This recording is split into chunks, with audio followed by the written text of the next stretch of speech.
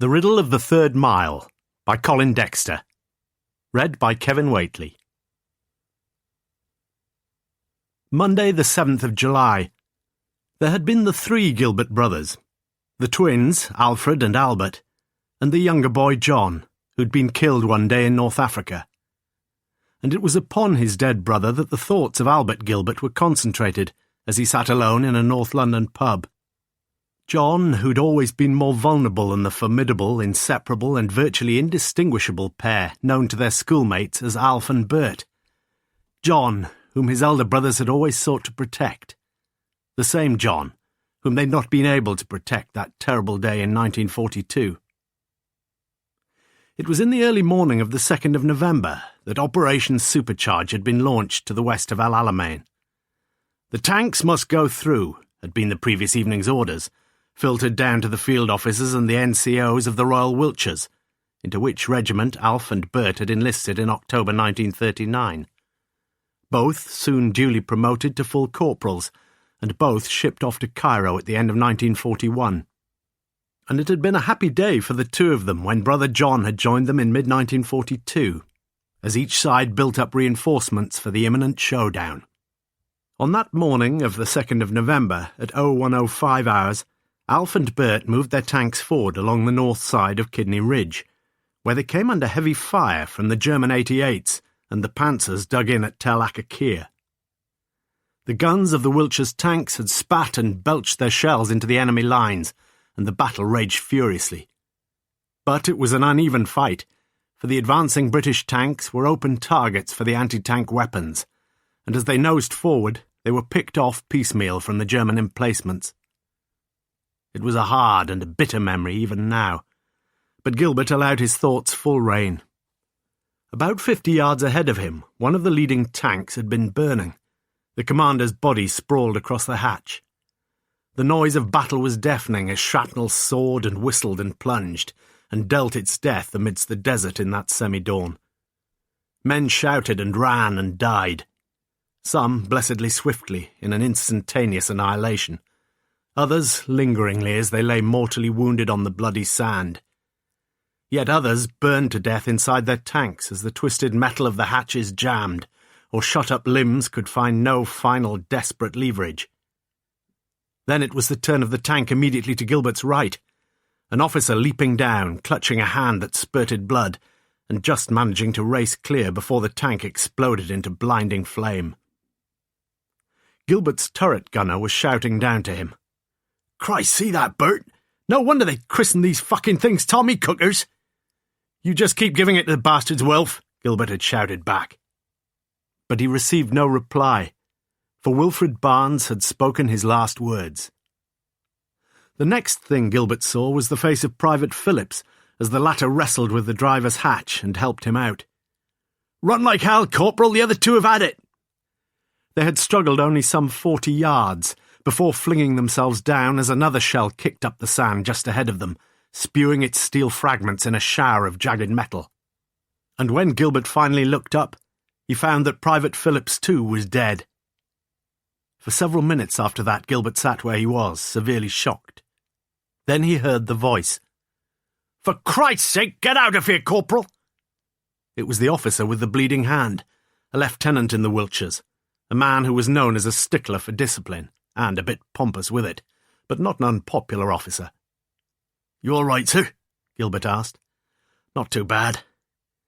He looked down at his hand, the right index finger hanging only by a tissue of flesh to the rest of his hand. "What about you?" "I'm fine, sir." "We'll get back to Kidney Ridge. That's about all we can do." The two men scrambled through the soft sand for a few hundred yards before Gilbert collapsed. "Come on, what's the matter with you, man?" "I just don't seem—" Then he put his left hand to the back of his leg and felt the sticky morass of bleeding flesh where half his calf had been shot away. "You go on, sir. I'll bring up the rear." But already the focus had changed. A tank, which had seemed to be bearing down upon them, suddenly slewed round upon its tracks, its top completely sheared away. Its engine, however, still throbbed and growled, the gears grinding like the gnashing of tortured teeth in hell, and Gilbert heard the voice of a man crying out in the agony of some god-forsaken despair, and he found himself staggering towards the tank as it lurched round yet again in a spurting spray of sand. The man in the driver's seat was alive. Thereafter Gilbert forgot himself completely, forgot his leg wound, forgot his fear. The hatch was a shattered weld of hot steel that just would not open, not yet. Almost it came, and the sweat showered down Gilbert's face as he swore and wrenched and whimpered at his task. The petrol tank ignited with a soft, almost apologetic whoosh, and Gilbert knew it was a matter only of seconds before another man was doomed to death inside a Tommy cooker. "For Christ's sake!" he yelled to the officer behind him. "Please help! I'm nearly—" He wrenched for the last time at the hatch. "Can't you fucking well see? Can't you—" His voice tailed off in desperation, and he fell to the sand overwhelmed by failure and exhaustion. "Leave it, Corporal. That's an order." So Gilbert crawled away across the sand and wept in frenetic despair, his grimed face looking up to see through his tears the glaze in the officer's eyes, the glaze of frozen cowardice. But he remembered little else except the screaming of that burning fellow soldier. And it was only later that he thought he'd recognised the voice, for he hadn't seen the face. He was picked up soon after this by an army truck, and the next thing he could remember was lying comfortably in very white sheets in a military hospital. They didn't tell him until 2 weeks later that his brother John, tank driver with the 8th Armoured Brigade, had been killed in the second phase offensive. Then Albert Gilbert had been almost sure, but even now he wasn't quite sure. He knew one thing, though, for nothing could erase from his cerebral cortex the name of the officer who, in the battle for the ridge at Tel Akakir, had been tried in the balance of courage and been found wanting. Lieutenant Browne Smith, that was the name. A name he'd never seen again, until recently. Wednesday, the 9th of July. "You would have walked to first otherwise," said the chairman. He looked down again at the 6 separate assessments, all of them liberally sprinkled with alphas and beta pluses, except for the one opposite Greek history, where stood a feeble-looking beta double minus delta. "Well, what do you think, gentlemen? Worth a fiver, surely, isn't he?" 5 of the other 6 men raised the palms of their hands in agreement. "You don't think so?" The chairman had turned towards the 7th member of the examining panel. "No, Chairman, he's not worth it, not on this evidence." He flicked the script in front of him. "I'm sorry, if he wanted a first, he ought to have done a bit more work than this." The chairman looked very tired. "Gentlemen, we've had a long, hard day, and we're almost at the finishing post. Let's just—" "Of course he's worth a fiver," said one of the others with a quiet, clinching authority. "I marked his logic paper. It's brilliant in places." "I'm sure you're right," said the chairman. "We fully take your point about the history paper, Dr. Browne Smith, but—" "So be it, you're the chairman." "Yes, you're quite right, I am the chairman, and this man's going to get his viva." It was a nasty little exchange, and the logic examiner immediately stepped in with a peace proposal. "Perhaps, Dr. Browne Smith, you might agree to viva him yourself." But Browne Smith shook his aching head. "No, I'm biased against the fellow, and all this marking, it's been quite enough for me." The chairman, too, was anxious to end the meeting on a happier note. "What about asking Andrews?" Browne Smith shrugged. "He's quite a good young man." So the chairman wrote his final note, to be vivaed by Mr. Andrews, Lonsdale, 18th of July. And the others began to collect their papers together. 6 members of the panel agreed to repair to the King's Arms in Broad Street, but the 7th member, Dr. Browne Smith, begged leave to be excused. Once in his rooms in Lonsdale College, he swallowed 6 paracetamol tablets and lay down fully clothed upon his bed, where for the next hour his brain blundered around uncontrollably in his head. Then he fell asleep. On the morning of the next day, Thursday the 10th of July, he received a letter. A very strange and rather exciting letter. Friday the 11th of July. Never throughout his life, almost 67 years of it now, had Oliver Maximilian Alexander Browne Smith, with an E and with hyphenation, M.C.M.A.D. Phil, really come to terms with his inordinately ponderous names. Predictably, in his prep school days, he'd been nicknamed Omar, and now, with only 1 year before his university appointment was due to be statutorily terminated, he knew that amongst the undergraduates he'd acquired the opprobrious sobriquet of malaria. It was some small surprise to him, therefore, to find how quickly he'd managed to bring himself to terms with the fact that he would quite certainly be dead, well within the 12-month. What he did not realise, however, as he walked onto Platform 1 at Oxford Station, was that he would be dead within a shorter period than that so confidently predicted by his distinguished consultant. A very much shorter period. The yellow-fronted diesel snaked its slow way through the points just north of the station, and 2 minutes later he was seated opposite a young couple in a non-smoking compartment. When the train moved out, he folded the Times over and started on the crossword, finishing the puzzle well before Reading. Then, hoping that the couple opposite had duly noted his cruciferbalistic competence, if not the ugly stump of his right index finger, chopped off at the first joint, he leaned back in his seat, closed his eyes, and concentrated his thoughts on the very strange reason that was drawing him to London that day. At Paddington he took the tube, and at Edgware Road, noting that there were only 2 more stops, he felt a flutter of excitement somewhere in his diaphragm. It was that letter he had received, very odd. The address had carefully stated the full details.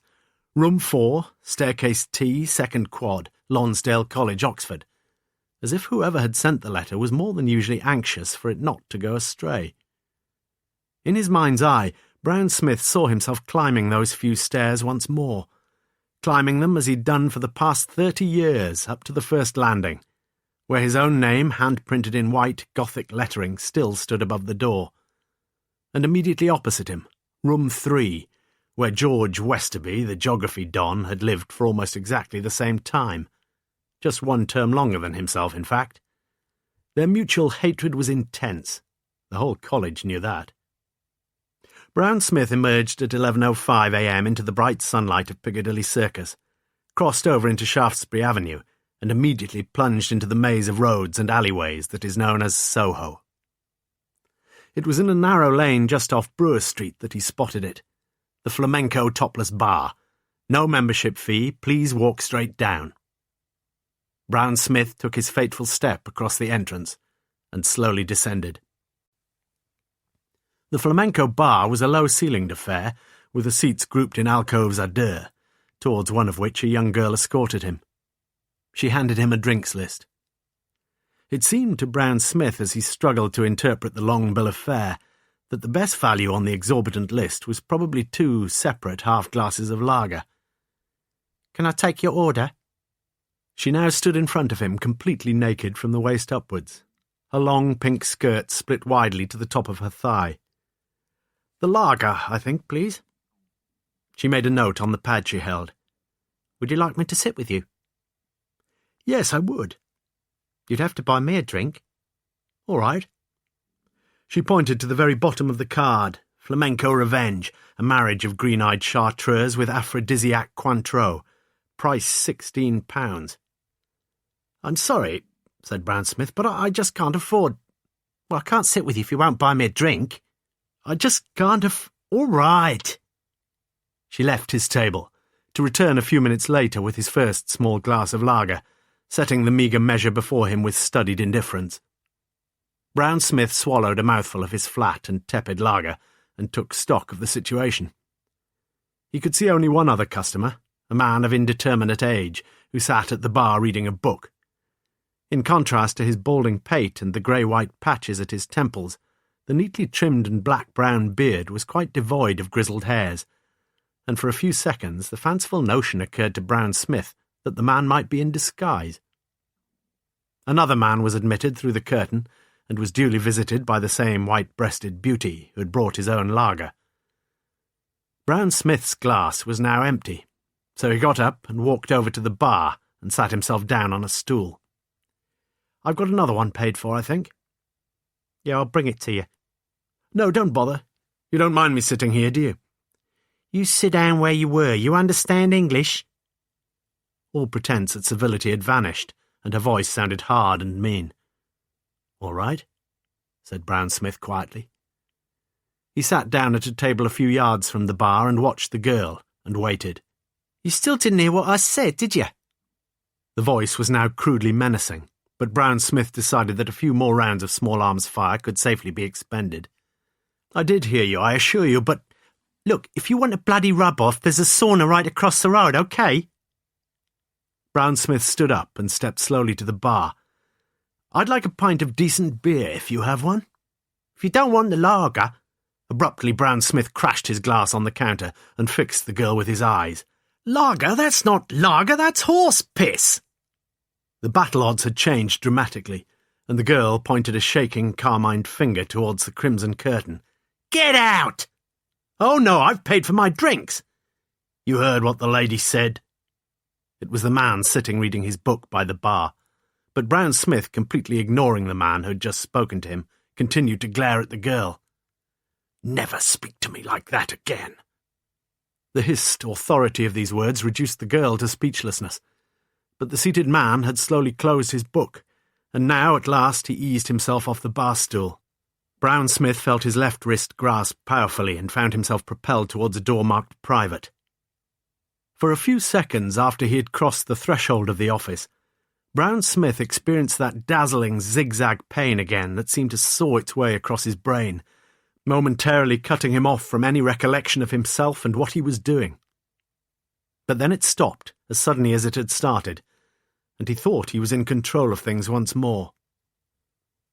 Looking out over the lawn of Second Quad, George Westerby had watched the tallish figure striding out towards the porter's lodge at 8:15 a.m. that same morning.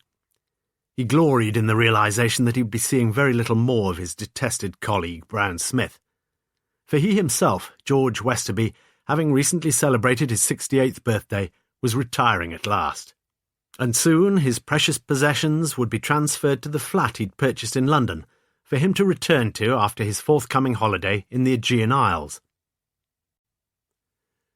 In less than 5 minutes, the taxi pulled up at the curb of number 29 Cambridge Way, a large 4-storied balconied building in a fashionable terrace just behind Russell Square. Black railings were stretched along the front. On the railings, an estate agent's board had been affixed, which read, "Luxury apartments for sale, or to let." Browne Smith noticed the agent's name was Gilbert before he pressed the single bell, apprehensively fingering the blue card that was now in his inside jacket pocket. The door opened. "Can I help you?" "I'm a friend of Mr. Sullivan's." "You have an appointment?" He took out the small oblong card and handed it to her. The woman stood aside and beckoned him over the threshold, closing the door behind them. "You're an important client, sir, and we welcome you."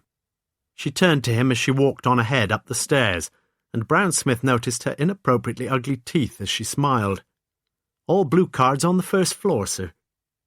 On the first landing, she appeared to decide where the most appropriate prospects lay. Then she opened the door immediately across the landing. At a table immediately inside the room on the left sat a woman of some 40 summers, blonde and big-breasted, wearing a low-cut, full-length purple gown. And as the lady of the house introduced her client, she stood up and slowly smiled. "You're free this afternoon, Yvonne?" "This evening also, madame, if you wish it." The blonde smiled bewitchingly, showing her beautifully even teeth. She was exquisitely made up, a moist lipstick marking the contours of her sensuous mouth, her hair piled immaculately on top of her head. "Well," Madame spoke directly to Browne Smith, "if you're happy to stay here with Yvonne, sir?" He swallowed, and nodded his unequivocal assent. "Good, I'll leave you then." She turned to go. "You must know Mr. Sullivan very well, sir."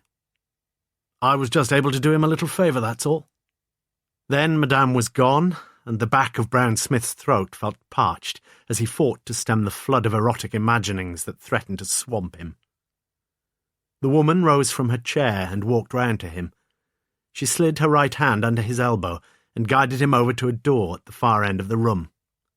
Compared with the somewhat austere and sparsely furnished room they'd just left, this inner room was lavishly equipped.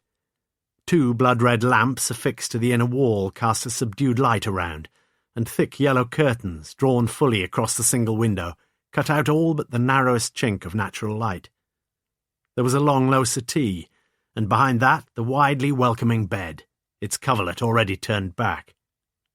Opposite the settee was a tall, well-stocked drinks cabinet, and beside it a film projector. Pervading all was the heavy, heady smell of some sweet scent, and Browne Smith felt a priapic push between his loins. "You'd like a drink?" She went over to the cabinet and recited a comprehensive choice. "Whiskey, gin, Campari, vodka, rum, martini?" "A whiskey, please." "Glenfiddich?" "My favourite." "And mine." There seemed to be 2 bottles of each drink, one of them as yet unopened, as though the liquid capacity of even the most dedicated toper had been nobly anticipated. As he watched her, she ripped the seal off a new bottle, poured out a half-tumbler of the pale malt whiskey, and brought it over to him. "Aren't you going to have one? Yvonne, please, call me Yvonne." Even as she spoke, Browne Smith found himself thinking that her French accent was completely phony. She poured herself a dry martini, and finally came to sit beside him on the settee, her thigh pressing closely against his own. Browne Smith took a further gulp of his scotch. "I feel you up a little?" Momentarily he misunderstood her pronunciation of that second word, but when she took his glass he nodded in happy acquiescence, watching her in a wonderful anticipation as she walked away. She was in front of him now, the replenished glass in her left hand. "It is so hot in here. You take off your jacket, perhaps?" She leaned over him, helping to remove his jacket, her dress soft against him, her body soft, the lighting soft. She sat closely beside him again, and taking his right hand she placed it on the shoulder of her dress. My God! His hand fumbled for a few seconds with the material of the dress, and then slipped tentatively beneath it, feeling the soft flesh around her neck. "Can I?" "You can do anything." Even as she spoke those blissful words, her eyes sparkled, and she jumped to her feet, pulling him up in turn with both hands. "But we have a little film first, okay?" Reluctantly, Browne Smith did as he was bidden, taking his seat in an upright chair in front of the projector and seeking to prepare himself for the voyeuristic aperitif. The scenes now witnessed on the white patch of wall were wilder by a dozen leagues than the few ex-certificated films that Browne Smith had paid to see at the ABC cinema during Oxford vacations. The whirring, clicking projector was now switched off. "There is a long zip at the back of my dress. That's it. Just pull down. Pull. Yes, that's it." Browne Smith felt the sinuous movement of her hips as his fingers ventured across her naked back, and then she got up and walked over to the bed. "Come and let me undress you." Her back was turned away from him as she shrugged the dress off her shoulders, bent down to slip off her black high-heeled shoes, stepped professionally out of her dress, and folded it neatly over the chair at the foot of the bed. Then she turned fully towards him, and he felt an enormously urgent need to take her immediately. But still she teetered on the brink of things, and he thought of the mercilessly tortured Tantalus and the illicit grapes that dangled just above his lips. "One more little drink, perhaps?" Browne Smith, now almost in a delirium of anticipation, watched her as she walked over to the cabinet, watched her as she poured the 2 drinks. "Just lie there a little minute." She had disappeared through the only other door in the room, doubtless, judging by the flushing of water, a bathroom, and he, for his part, put down his drink untasted on the bedside table, and for a while his mind grew clearer. Why had she used the other bottle of Glenfiddich? When after what seemed an eternity she returned, he watched her again, leaning half upright on his right elbow. "Drink up, darling." She unfastened his tie, then unfastened the front of his shirt, one button at a time, at each stage her fingers splaying across his chest. For Browne Smith, these moments were almost unbearably erotic, and he knew that he had little hope of lasting out much longer. Yet he made one further request. "Can you open the curtains just a little bit?" When the woman returned, she saw that the man's jacket, hitherto folded at the foot of the bed, was now lying beside him, and as she looked down at his motionless body, she saw the telltale stain that seeped round the front of his well-cut dark blue trousers. His eyes were closed, and his breathing steady, the right hand hanging loosely over the side of the bed, the index finger missing below the proximal interphalangeal joint. His glass on the table beside his head was now empty. She hurriedly redressed, went out, and spoke in whispers to a man standing outside. Her duties were done. In the latish evening of the same day, a woman was seated alone in an upstairs flat in one of the many residential streets that lead south off the Richmond Road. She was a large-breasted woman with hips that had put on several inches over recent years, but her legs were finely graceful still, her ankles slim and firm. Seated in an armchair, she felt a certain concern which, over the last few hours, had been growing inexorably into a sense of guilt-ridden remorse. It had all had its beginnings early on the previous Monday morning, almost immediately after the Sauna Select had opened its doors. It had been 10:35 a.m. when the man had come in. He'd wanted a sauna, he said.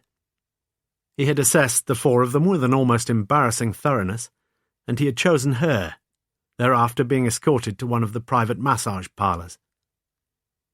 "Would you like to lie down on the couch, sir, on your back, please? Just relax."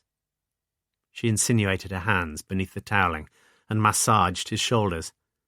And then, as she'd done 1,000 times before, she walked round the couch and stood at his side, leaning over him, the top 2 buttons of her tunic already unfastened. "Would you like me to undress while I massage you?" Almost invariably this was an offer that couldn't be refused.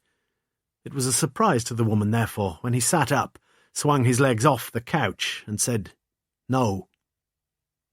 But there followed an even bigger surprise. "I knew your father. Is it safe to talk here?" Her father. Yes, she could still remember him. In 1939, he'd been called up in the army, when she had been only 8 years old, and his death 3 years later had seemed to her little more than the indefinite prolongation of an already lengthy period of absence from her life. "Yes, it's safe," she said, finally answering his question.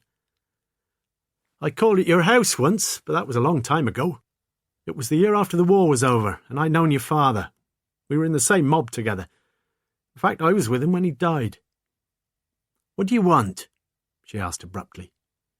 "I want you to do something for me." "What?" But he held up his hand. "Not now. You're living at 23A Colburn Road, is that right?" "Yes."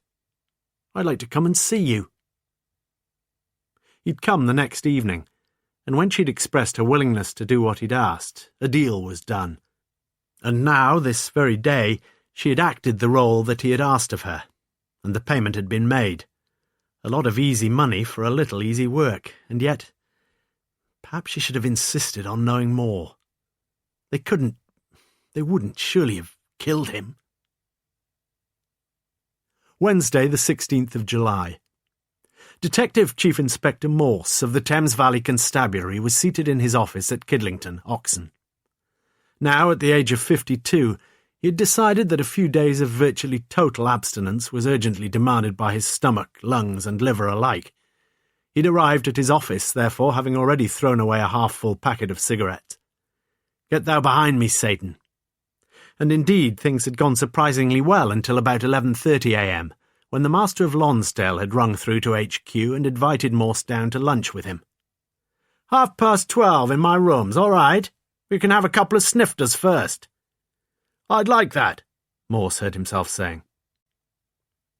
As he walked towards the Master's rooms in the first quad, Morse passed 2 young female students chattering to each other like a pair of monkeys. "But surely Rosemary's expecting her first, isn't she? No, she told me that she'd made a terrible mess of the general paper. She'd be awfully disappointed, though." Yes, life was full of disappointments. Morse knew that better than most. "What'll it be, Morse? Gin and tonic? Gin and French?" "Gin and French, lovely." Morse reached over and took a cigarette from the well-stocked open box on the table.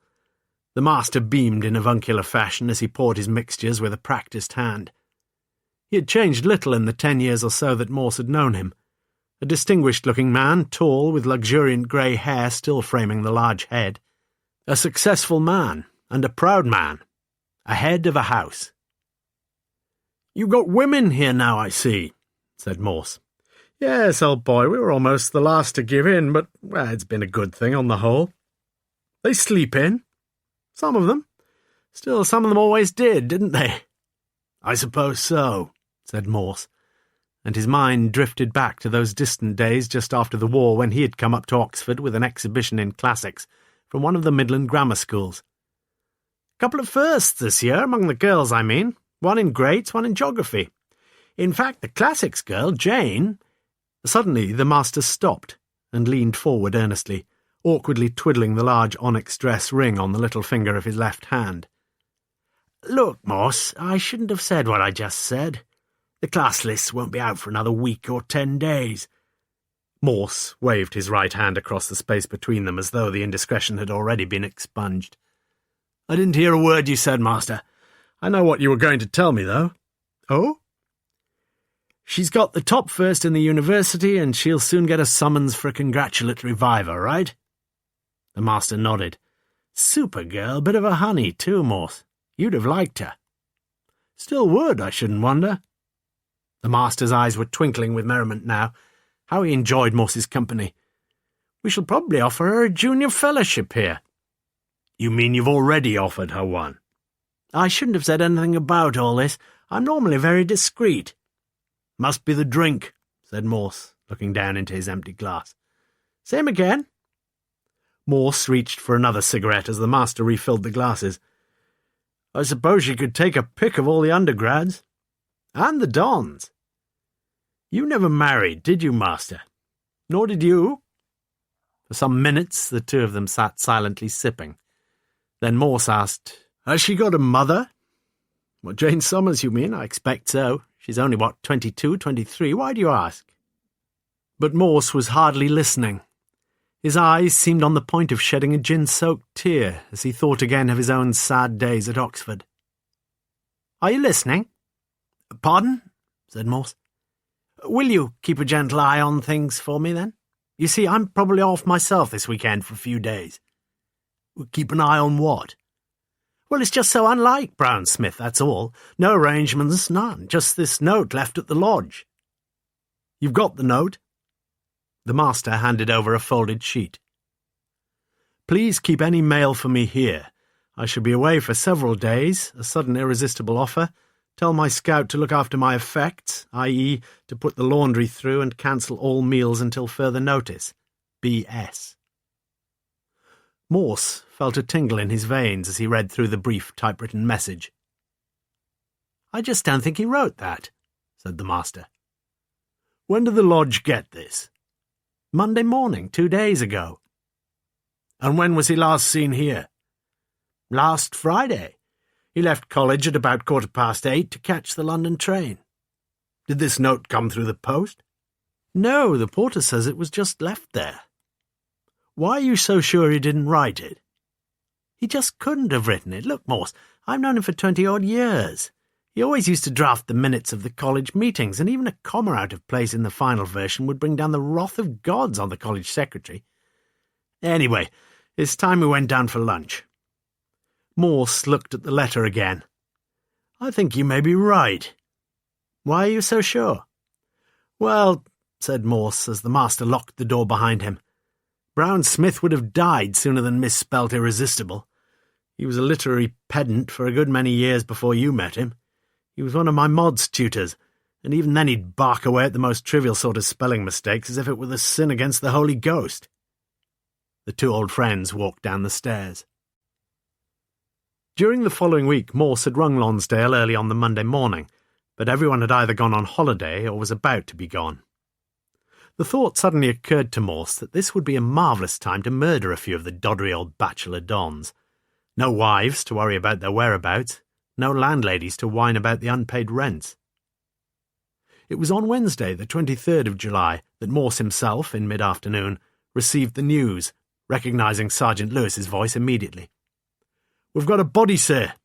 Or at least part. Where are you?" "Thrupp, sir. You know that—" "Course I know it."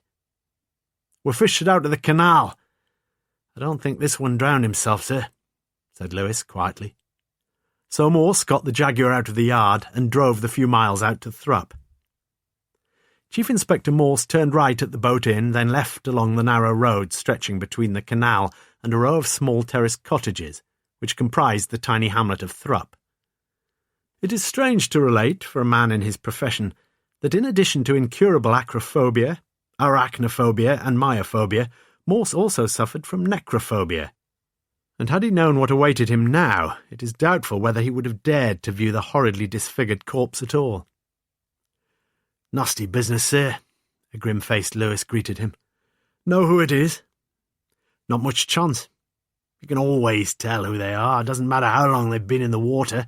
Teeth, hair, fingernails, toenails." "You'd better come and have a look at him, sir," said Lewis quietly. Morse walked towards the green tarpaulin sheet that covered a body recently fished from the murky-looking water. Mentally he traced the odd configuration of the bulge beneath the winding sheet. Surely the body had to be that of a child, for it appeared to be about 3.5 feet long, no more.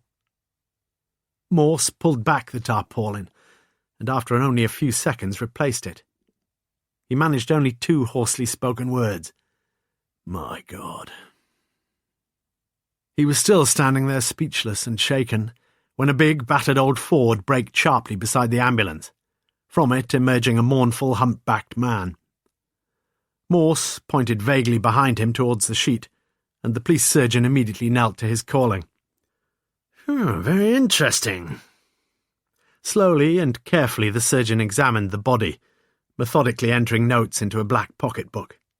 "First appearances, male, 60 to 65, Caucasian, torso well-nourished, bit too well, head missing, severed from shoulders, amateurishly, hands left and right missing, legs left and right also missing, more professionally done. Skin, washerwoman effect." Finally, and with some difficulty, the surgeon rose to his feet and stood beside Morse. One of the ambulance men came up. "All right to take it away?" "Might as well." "No." It was the surgeon who spoke. "Not for the moment." The ambulance man moved away, and the surgeon sounded unwontedly sombre. "You've got a nasty case on your hands here, Morse, and I reckon you ought to have a look at 1 or 2 things while we're in situ, as it were. You just give him a good going over, Max. That'll be fine." In kindly fashion, Max put a hand on his old friend's shoulder. "But I've missed things in the past, you know that." But as the surgeon drew back the tarpaulin once more, Morse found himself quite incapable of looking a second time at that crudely jagged neck. Instead, he concentrated his narrowed eyes upon the only limbs that someone had felt it safe to leave intact. The upper part of the man's body was dressed in a dark blue pinstriped jacket, matching the material of the truncated trousers below, and, beneath the jacket, in a white shirt, adorned with a red tie, rather awkwardly fastened. Morse shuddered as the surgeon peeled off the sodden jacket. "You want the trousers too, what's left of 'em?" Morse shook his head. "Anything in the pocket?" "No." "Back pocket?" Morse suggested weakly. "Ah!" The surgeon withdrew a sodden sheet of paper, folded over several times, and handed it to Morse. "See what I mean? I'd have sent the trousers to Oxfam, like as not." Morse managed to raise a feeble grin, but he wanted the job over. "Will you pull his shirt sleeves up for me, Max?" The surgeon carefully unfastened the cufflinks and pushed the sleeves slowly up the slender arms. "You expecting to find a tattoo or something with a fella's name stuck next to his sweetheart? You never know your luck, Max." Morse felt the sickness rising to the top of his gullet, but not before he'd noticed the slight contusion on the inner hollow between the left biceps and the forearm. Then he suddenly turned away from the body and retched up violently on the grass. Sergeant Lewis looked on with concern. Morse was his hero, and always would be. But even heroes had their momentary weaknesses, as Lewis had so often learned. It was later that same afternoon that Morse, Lewis, and the police surgeon presented themselves at the Boat Inn, where the landlord informed the trio that the provision of 3 chairs in a back room and a bottle of personally purchased Glenfiddich might not perhaps be deemed to contravene the nation's liquor laws. "How long's he been dead?" was Morse's predictable gambit, and the surgeon poured himself a liberal tumbler before deigning to reply. "Good question." Morse poured himself an equally liberal portion. "A week, perhaps?"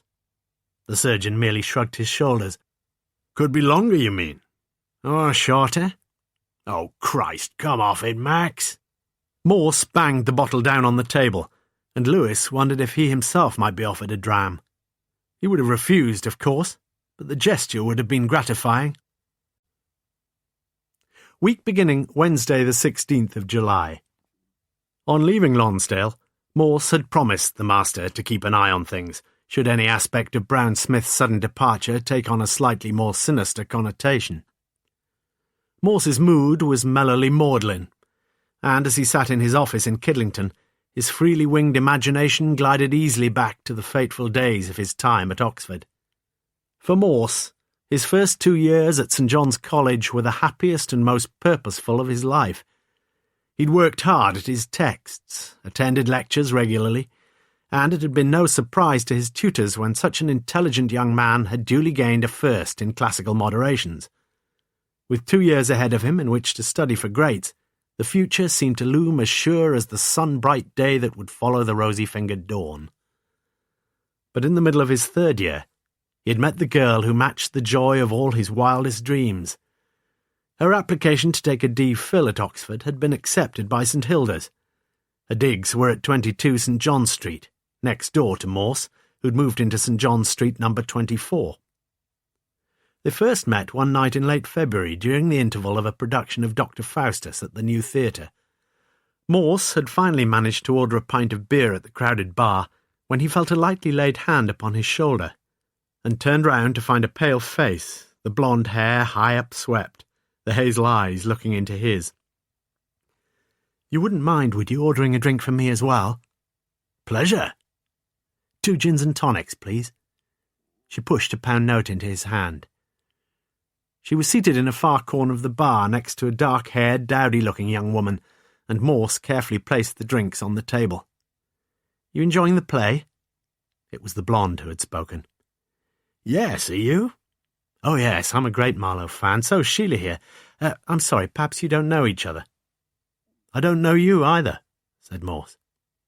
"What did I tell you?" It was the dark girl who'd taken up the conversation. "Wendy here said she recognised you. She says you live next door to her." "Really?" Calling upon all his courage, Morse asked the 2 girls if they might perhaps like to have a drink with him after the performance. It was agreed that the trio should meet up again in the cocktail bar of the Randolph. In the Randolph, Morse sat and waited expectantly. She came at last. Sheila, that is, coming across and accepting his offer of a drink. "What will, Wendy have?" "She won't be coming, I'm afraid. She says she's sorry, but she suddenly remembered—" But Morse was no longer listening, for now the night seemed drear and desolate. He bought the girl a 2nd drink, then a 3rd. She left at 10:30 to catch her bus. Morse walked slowly back to St. John Street, and was soon climbing the stairs to his cold bedsitter. For the next 3 days he spent much of the time hanging about in the vicinity of St. John Street, hoping to catch a glimpse of the woman he was aching to see once more. On the 4th evening he walked over to the Randolph, drank 2 double scotches, walked back to St. John Street, and with a thumping heart rang her bell. And when the door opened, she was standing there, a smile of gentle recognition in her eyes. "You've been a long time," she said. "I didn't quite know. It wasn't you who made the first move, was it?" Would you like to come in?"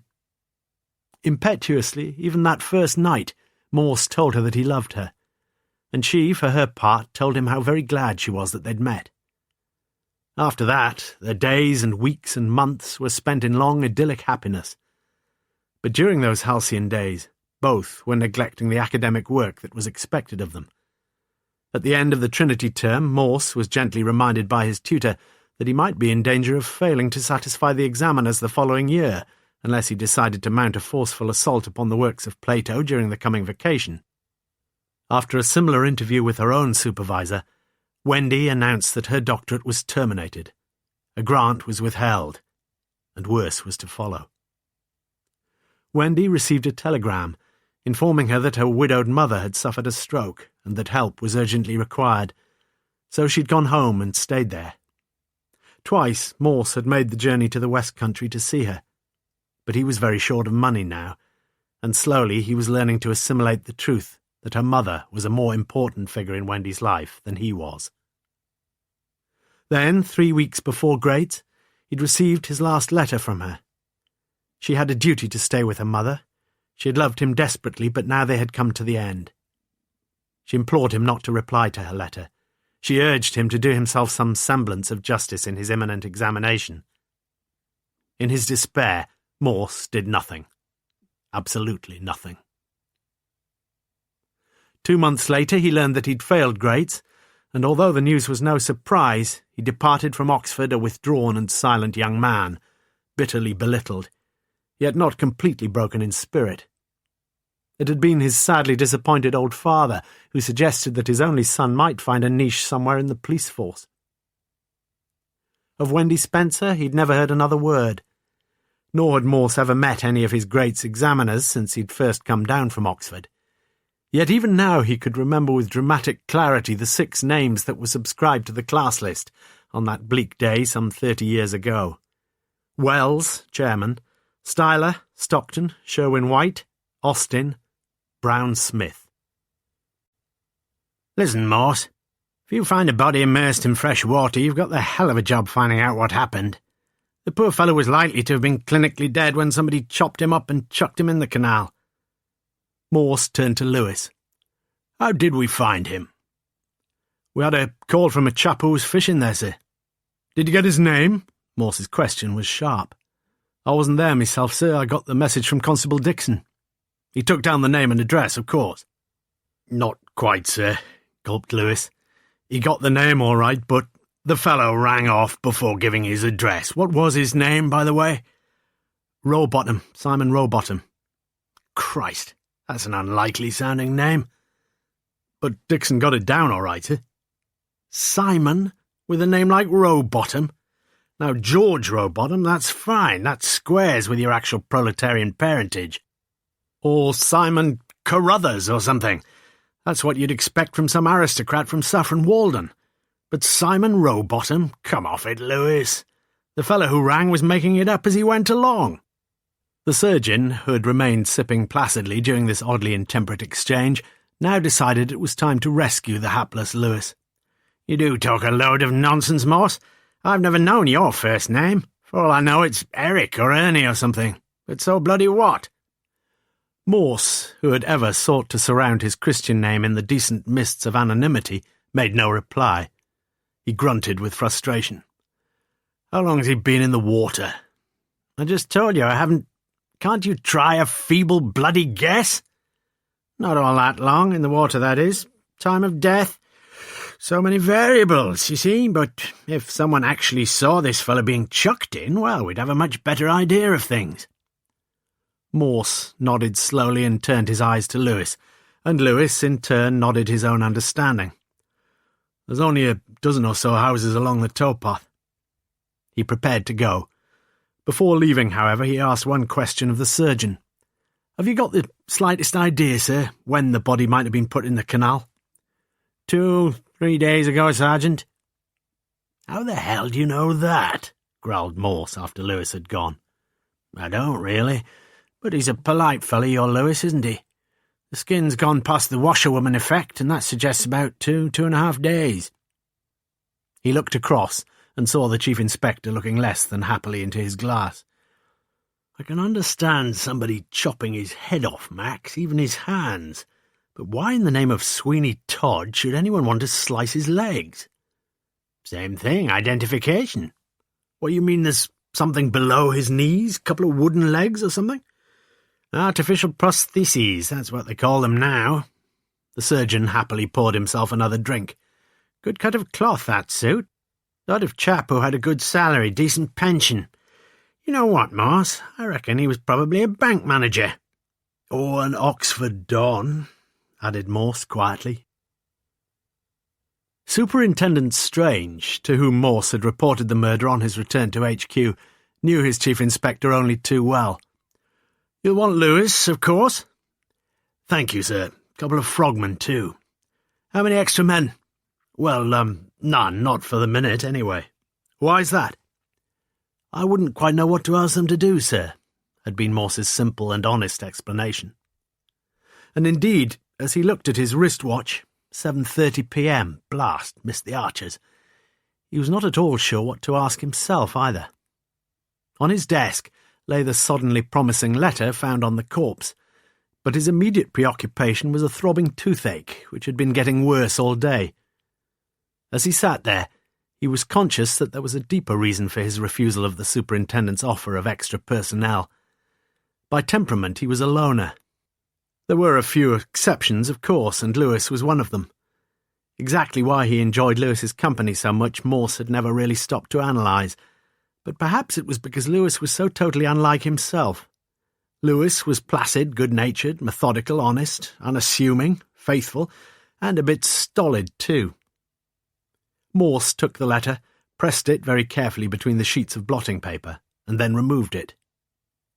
With a pair of tweezers he was soon able to unfold a strip which formed the left-hand side of a typewritten letter, and, furthermore, except for some minor blurring of letters at the torn edge, the message was legible. Morse had been a lifelong addict of puzzles and cryptograms, and this was exactly the sort of work his mind could cope with confidently. This is the first draft that Morse wrote out. "Dear Sir, this is a most unusual letter, but please read it with great care, because what I'm proposing can benefit both you and me. My wastrel daughter at college has just taken her final examination in geography, and will get the result in about 10 days' time. Now, I'm desperately anxious to know how she has got on ahead of the official lists. I spent a great deal of money on her education, and she is the only child I have. If you can possibly see your way to this favour, I shall be in a position to pay you very well, if unconventionally. You see, I manage some of the most select clubs, saunas and parlours, and I will give you a completely free access to the sexual delights which are associated with such places. Please do give me a ring, whatever your decision may be, at 0207 417 808. Yours sincerely." Morse was reasonably pleased with the draft. 3 specific problems, of course: the name of the college, the name of the girl, and the last digit of the telephone number. The college would be a bit more difficult now that almost all of them accepted women, but... Suddenly Morse sat at his desk quite motionless, the blood tingling across his shoulders. Could it be? That G, it needn't be geography or geology or whatever. It was great.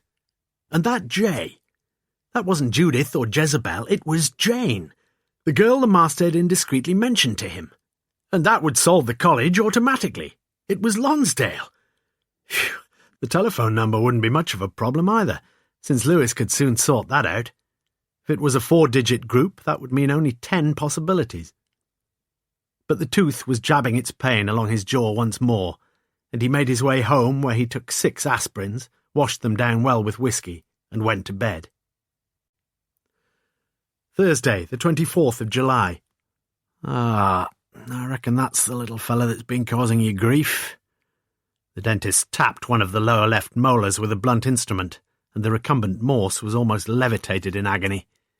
Yes, you've got a nasty little infection there. Morse continued to sit in the chair, but the dentist himself was writing something across at his desk. "Aren't you going to take it out?" asked Morse. "We try to preserve as many teeth as we can these days, you know. Here's a prescription for a little penicillin. It'll soon sort out the infection, get that little swelling down. Then if you come and see me again in a week, shall we say?" "A week? I can't do anything till then. If I took it out now, well, let's say you'd have to be a brave man, Mr. Morse." "Would I?" said Morse weakly. He finally rose from the chair, and his eyes wandered to the shelf of plaster casts of teeth behind the dentist's desk. The dentist saw his interest. "Remarkable things, teeth, you know, each set, well, it's unique, like fingerprints." Morse stood beside him waiting for the prescription, and when the dentist got to his feet, Morse became surprisingly aware of how small a man the dentist was. Had it been the white coat that had given him the semblance of being taller? Yet there was something else, wasn't there? Morse's mind suddenly grasped it as he stood waiting at the Summertown chemist's. It had been when the dentist had been sitting at his desk, yes, because the length of his back was that of a man of normal height, and so it must have been the legs. "You a pensioner, sir?" asked the young assistant as she took his prescription. My God, could he really look as old as that? Morse was soon on his way to Kidlington, quite convinced now of the perfectly obvious fact that whoever had dismembered the corpse had been at desperate pains to conceal its identity. At HQ he swallowed twice the specified dosage of tablets, told himself that the marvellous stuff was already engaged in furious conflict with the little infection, and finally greeted Lewis at 9:30 a.m. Morse unwrapped his scarf and bared his bulging jaw. "Bad tooth, sir. It's the worst bloody tooth in England." But soon Morse was feeling better, and for an hour he discussed with Lewis both the letter and the curious thoughts that had been occurring to him. "Someone certainly seems to be making it difficult for us," said Lewis. "Or it could be just the opposite," Lewis heard Morse mumble enigmatically. "Pardon, sir? Do you reckon a cup of coffee would upset this tooth of mine?" "Be all right, unless it's too hot. Nip and get a couple of cups." After Lewis had gone, Morse unfolded the Times and looked at the crossword. One across. He lived perched up, mostly in sights around East, shivering. Brackets 6 and 8. Anagram, obviously. Mostly in sights round E. Yes. He was about to put the letters in the correct order when he stopped. It couldn't be, surely. He wrote a different circle of letters in the bottom margin of the newspaper, crossed off a few letters, then a few more, and stopped again. What an extraordinary... Lewis was back. "I told her to stick some extra cold milk in, sir." "Sit down, I've got something to show you." Morse thrust the paper across to Lewis, who looked down uncomprehendingly. But the chief was onto something, and that was good. That's why he enjoyed working with Morse. Being on the receiving end of all the unpredictability, all the irascibility, all the unfairness, it was a cheap price to pay for working with him. And now he whistled softly to himself, as Morse explained the riddle of the circle of letters he had printed. Simon Rowbottom was an exact anagram of O.M.A. Browne Smith. "Do you want me to get onto it, sir?" "No. I'd rather you got on with those telephone numbers, Lewis. I'm just going to have a little chat with Dixon." Dixon hastily sought to swallow his latest mouthful of doughnut as he saw Morse bearing down on him. "Fingers a bit sticky this morning, Dixon?" For the next few minutes Morse questioned Dixon patiently about the informant who'd telephoned HQ about the corpse in the water by Aubrey's Bridge. The man had not only given his name, he'd spelt it out. The call had been made from a phone box, and after the second lot of pip-pips the line had gone dead. Morse nodded. "Did it not occur to you, my lad, that you ought to have got his address?" "Yes, sir, but—" Morse moved on. "What do they fish for there?" "Well, they say there's a few biggish pike up by the bridge." "Really? Who the hell's they?" "Well, one of my lads, sir." "Keen fisherman, is he?" "Yes, sir. He's joined the Oxford Pike Anglers Association." "I see. Is the fellow who rang you up a member too?" Dixon swallowed hard. "I don't know, sir." "Well, bloody well find out, will you? And if your man Rowbottom is a member of whatever it's called, I'll buy every bloody doughnut in the canteen." Morse returned to his office. "Got it, I reckon, sir." Lewis showed Morse the list he made. The last number on it was the telephone number of the Flamenco Topless Bar, Soho Terrace. "Well done, Lewis. Now, there are a couple of other things I want you to look into, so I'll, perhaps go to Soho myself." It was late morning when Sergeant Lewis entered the lobby of the examination schools. Never before had there been an occasion for him to visit this grove of academe, and he felt self-conscious as his heavy boots echoed over the mosaics of the marble floor. Along the walls themselves was a series of faculty headings: theology, philosophy, oriental studies, and the rest, below which, behind glass, were pinned a line of notices announcing the names of those candidates adjudged to have satisfied, in varying degrees, the appropriate panels of the faculty's examiners. On the Greats board, Lewis duly found a long list of names, categorised into Class 1, Class 2, Class 3, and Pass degree. He noticed, too, as Morse had assured him he would, that a young lady by the name of Summers, Jane, of Lonsdale College, had secured a place in the first of these aforesaid categories. Then Lewis looked to the bottom of the list, where he saw the signatures of 7 examiners and noted the neatly penned signature of O.M.A. Browne Smith. So Lewis made a brief entry in his notebook, then went in search of someone who could talk him through the complicated exam procedures. Lewis's second assignment was at the Churchill Hospital. Morse himself visited Lonsdale College. At the lodge, a bowler-hatted porter was perfectly willing to answer the questions Morse put to him. Yes, most of the dons had gone down for the long vac. Amongst their number the master, the vice-master, the bursar, the senior tutor. Off to the continent mostly, sir, and Greece. Just let me have the keys to his rooms, will you? Morse pointed peremptorily to a bunch of keys hanging beside the pigeonholes, and the porter did as he was told. The book-lined room to which Morse admitted himself was silent as the grave. Everywhere there were signs of the academic pursuits to which Browne Smith had devoted his life. On the desk, a large stack of typescript of what appeared to be a forthcoming opus on Philip, father of Alexander the Great, and postcards and slides. In the small bedroom, the door of the mahogany wardrobe creaked noisily as Morse opened it, and looked along the line of suits and shirts. He told himself he should have brought a tape measure, but he accepted the fact that usually such forward planning was quite beyond him. Back in the main room, he picked up a virgin sheet of paper, flicked it into the portable typewriter which stood beside the typescript, and clumsily tapped his way through the leap of the lazy brown fox over the something or other. As he closed the door behind him, he felt a few more sudden jabs in his lower jaw, and pulled his scarf round it once more as he stood on the landing. He looked across to the room immediately opposite, where the name G.D. Westerby was printed above the door. The owner of that name was at that very moment sunning himself on some Aegean island, surely, yet the door stood slightly open, and Morse could hear the metallic clacks of hammer upon nails. Pushing open the door, Morse saw that tea-chests and packing crates were bestrewn over almost the whole of the carpet area, in the midst of which a youth dressed in a khaki overall was inexpertly fixing a lid to one of the wooden crates. "Excuse me, is Mr. Westerby in?" "On holiday, I think," said the spotty-faced youth.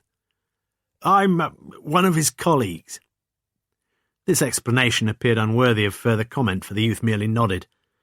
Almost exactly the same layout of rooms as opposite, even the similar positioning of the working desk, with a similar pile of typescript, and exactly the same model of portable typewriter.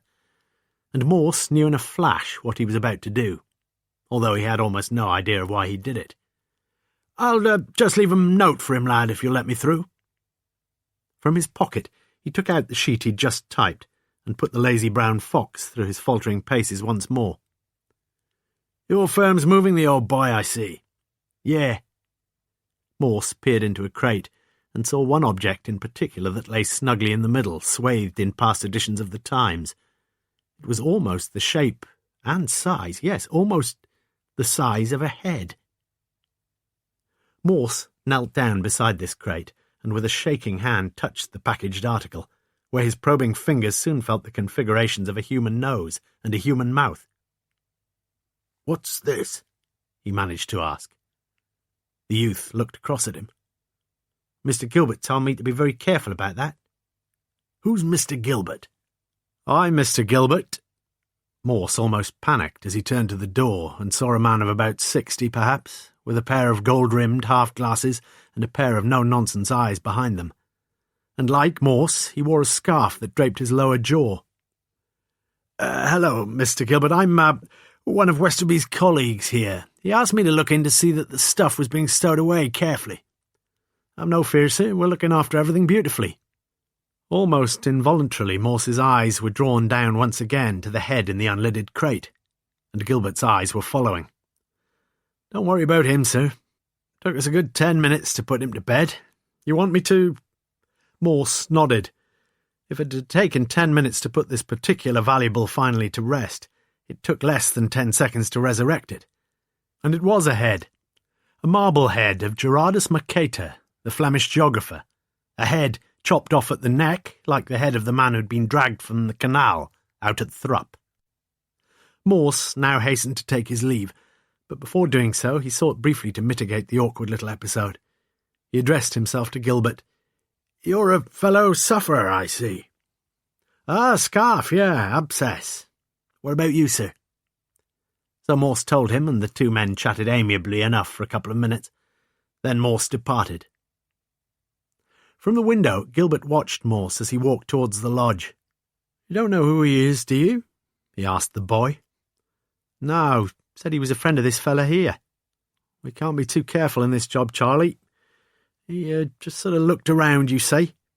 "Yeah, said he wanted to leave a message for this fella, that's all." "Where's the message?" Gilbert's voice was suddenly sharp. "I don't know, just type—" "What?" The unhappy Charlie pointed vaguely to the portable. "He just typed a little note on that thing, that's all. You be a good lad and just nip down to the lodge, see if they know who that fellow was in here." After Charlie had gone, Gilbert picked up the portable typewriter and crossed the landing.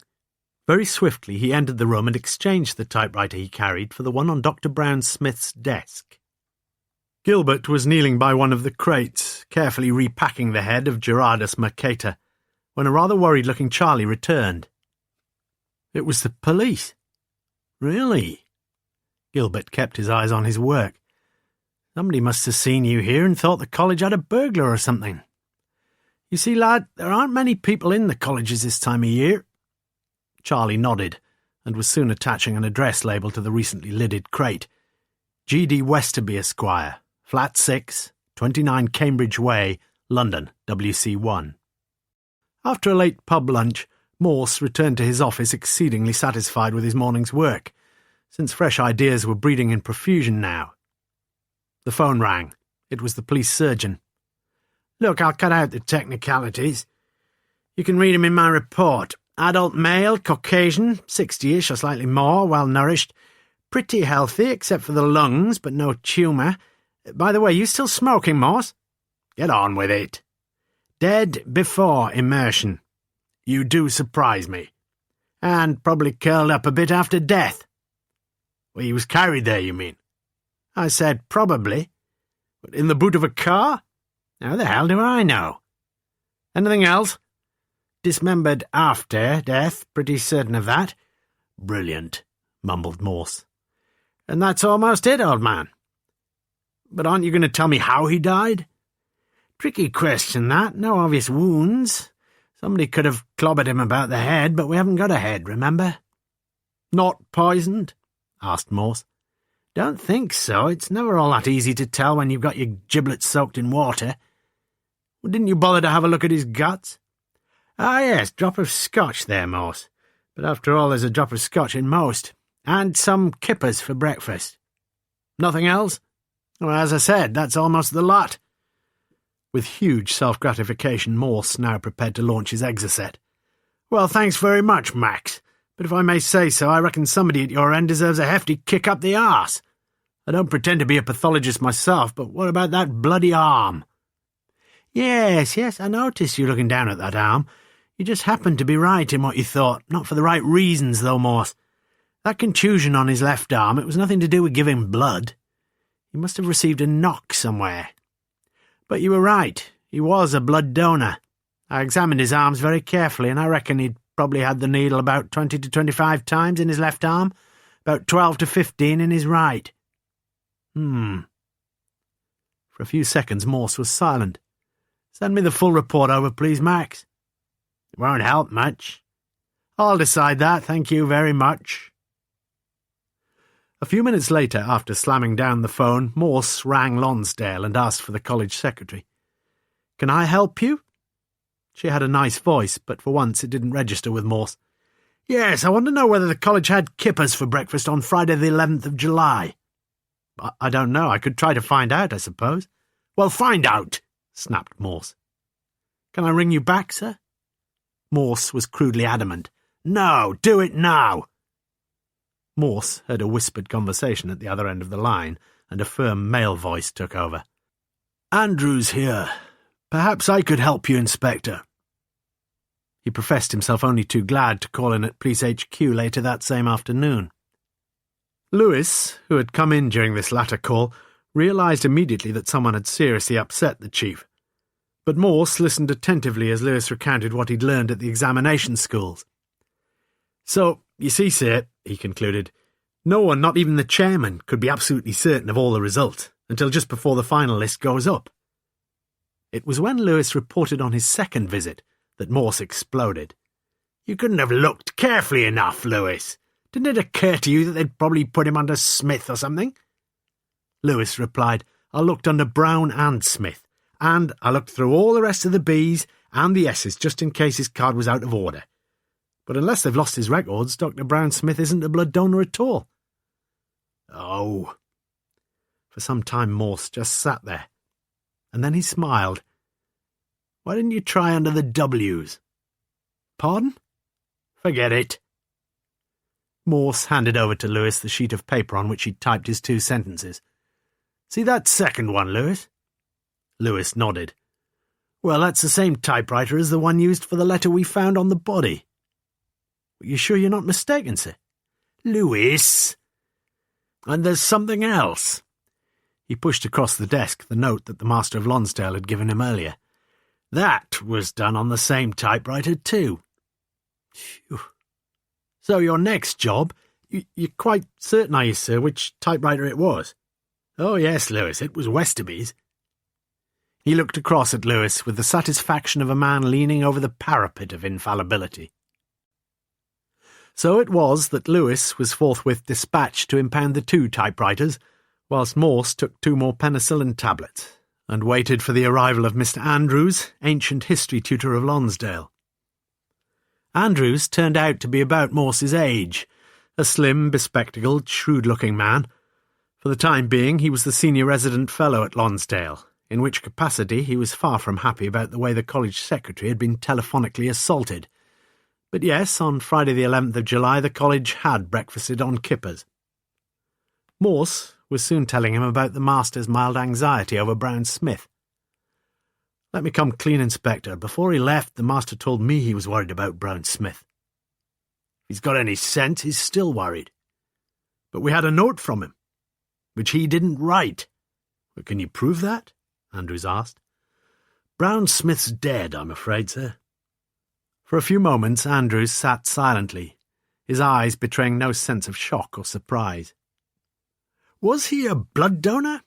asked Morse suddenly. "I don't know." "Did he have a car?" "Big black thirsty Daimler."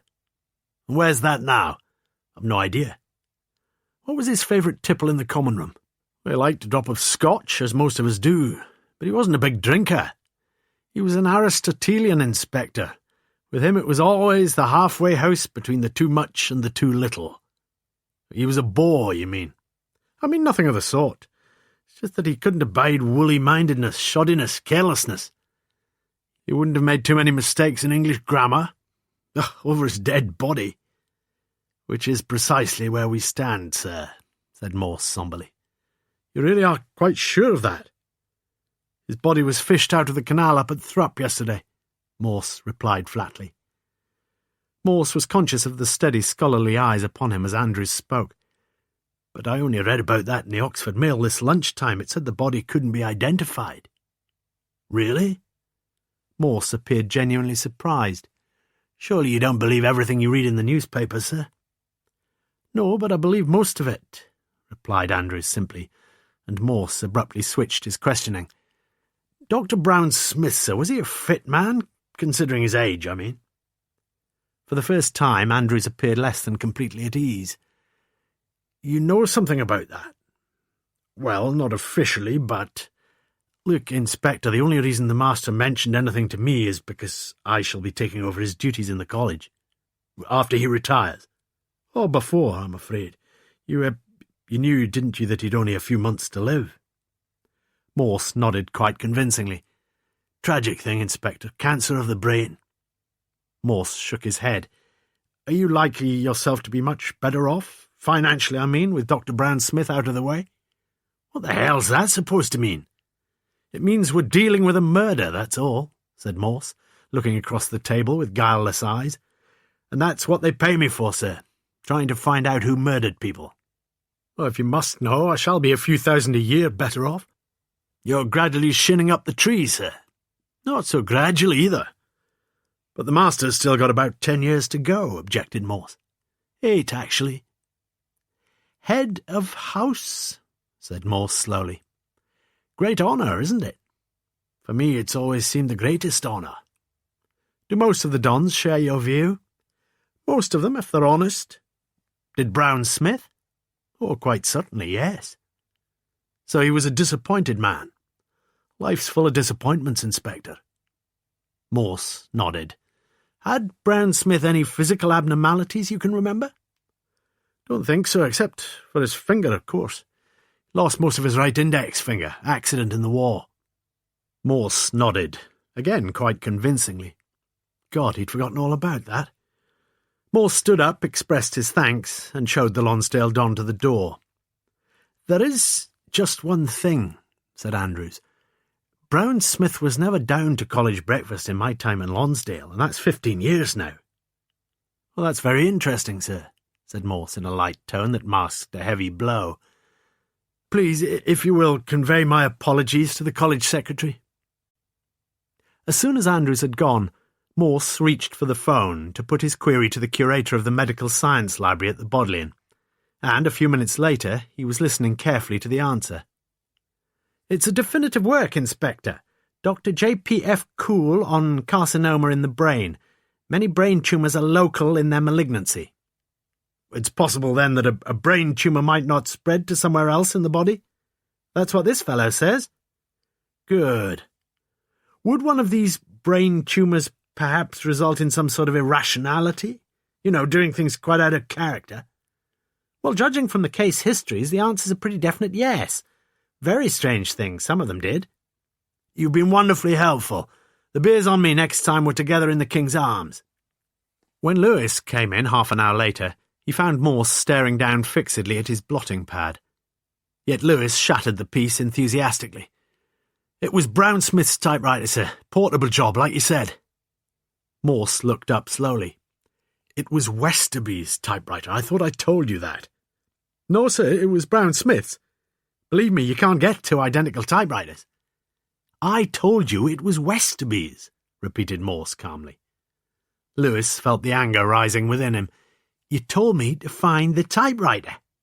I told you no such thing, snapped Morse. I told you to get Westerby's typewriter. You deaf? Lewis breathed deeply and very slowly shook his head.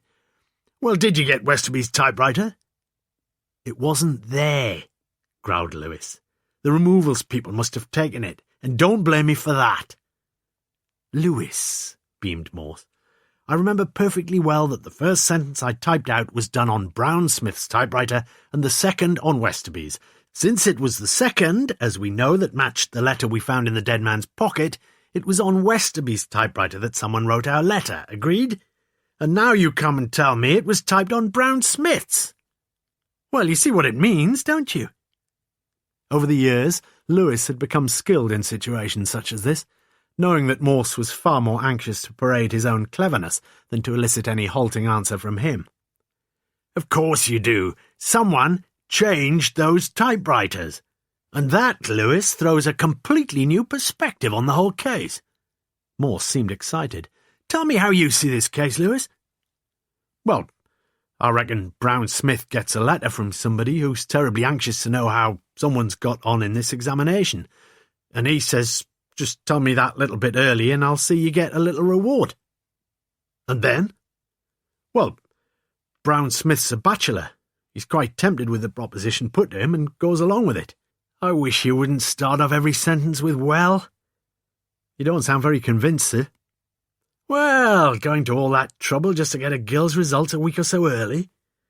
I remember when my girl was expecting her O-levels, it sort of gets you, sir. I'd have given a few quid myself to save me all that waiting. Look, Lewis, if that's all there is to it, why don't we just ring up this girl's father? You don't honestly think he wrote that letter, do you? Jane Summers' dad, you mean? Lewis shook his head. Quite impossible, sir. Both her parents were killed in a car crash 6 years ago. I rang up the college secretary. Very helpful she was. Oh, I see. Morse looked a little lost. Do you know, Lewis, I think you're a bit ahead of me on this case. She could only have been in her late teens when her parents died, and somebody must have had legal responsibility for her, an uncle or a guardian or something. Morse's eyes were suddenly shining, and taking the torn letter from the drawer in his desk, he concentrated his brain upon it once more. Yes, you're a genius. And you say that not even the chairman would know the final results until a few hours before the lists are put up? Lewis nodded. That's right. But doesn't that cock up just about everything? Unless, sir, Lewis now felt happy with himself, she was way out at the top of the list, the star of the whole show. We could ring up the chairman, which I have done, sir. The penicillin was working its wonders, and Morse felt strangely content. And she was the top of the list, of course. She was, sir. And if you want my opinion, if this girl's uncle or whatever turns out to own a sex club in Soho, we've probably found the key to the case, and the sooner we get up there, the better. You've got a good point there, Lewis. On the other hand, it's vital for one of us to stay here. Vital for me, I suppose. But Morse ignored the sarcasm. It was getting late now, and Lewis left. Morse was not quite finished, however, and before he left his office he amended a phrase in his reconstruction of the torn letter so that it now read, "My ward, Jane Summers of Lonsdale." Only then did he leave his office that day to return to his bachelor flat. There he played through the first act of De Valkyrie and began to make significant inroads into a bottle just purchased from Augustus Barnett. Friday, the 25th of July. Lewis came in early the next morning and immediately got down to reading the medical report from the lab. Gruesome all this, isn't it, sir? Not read it, replied Morse. You know, chopping a chap's head off.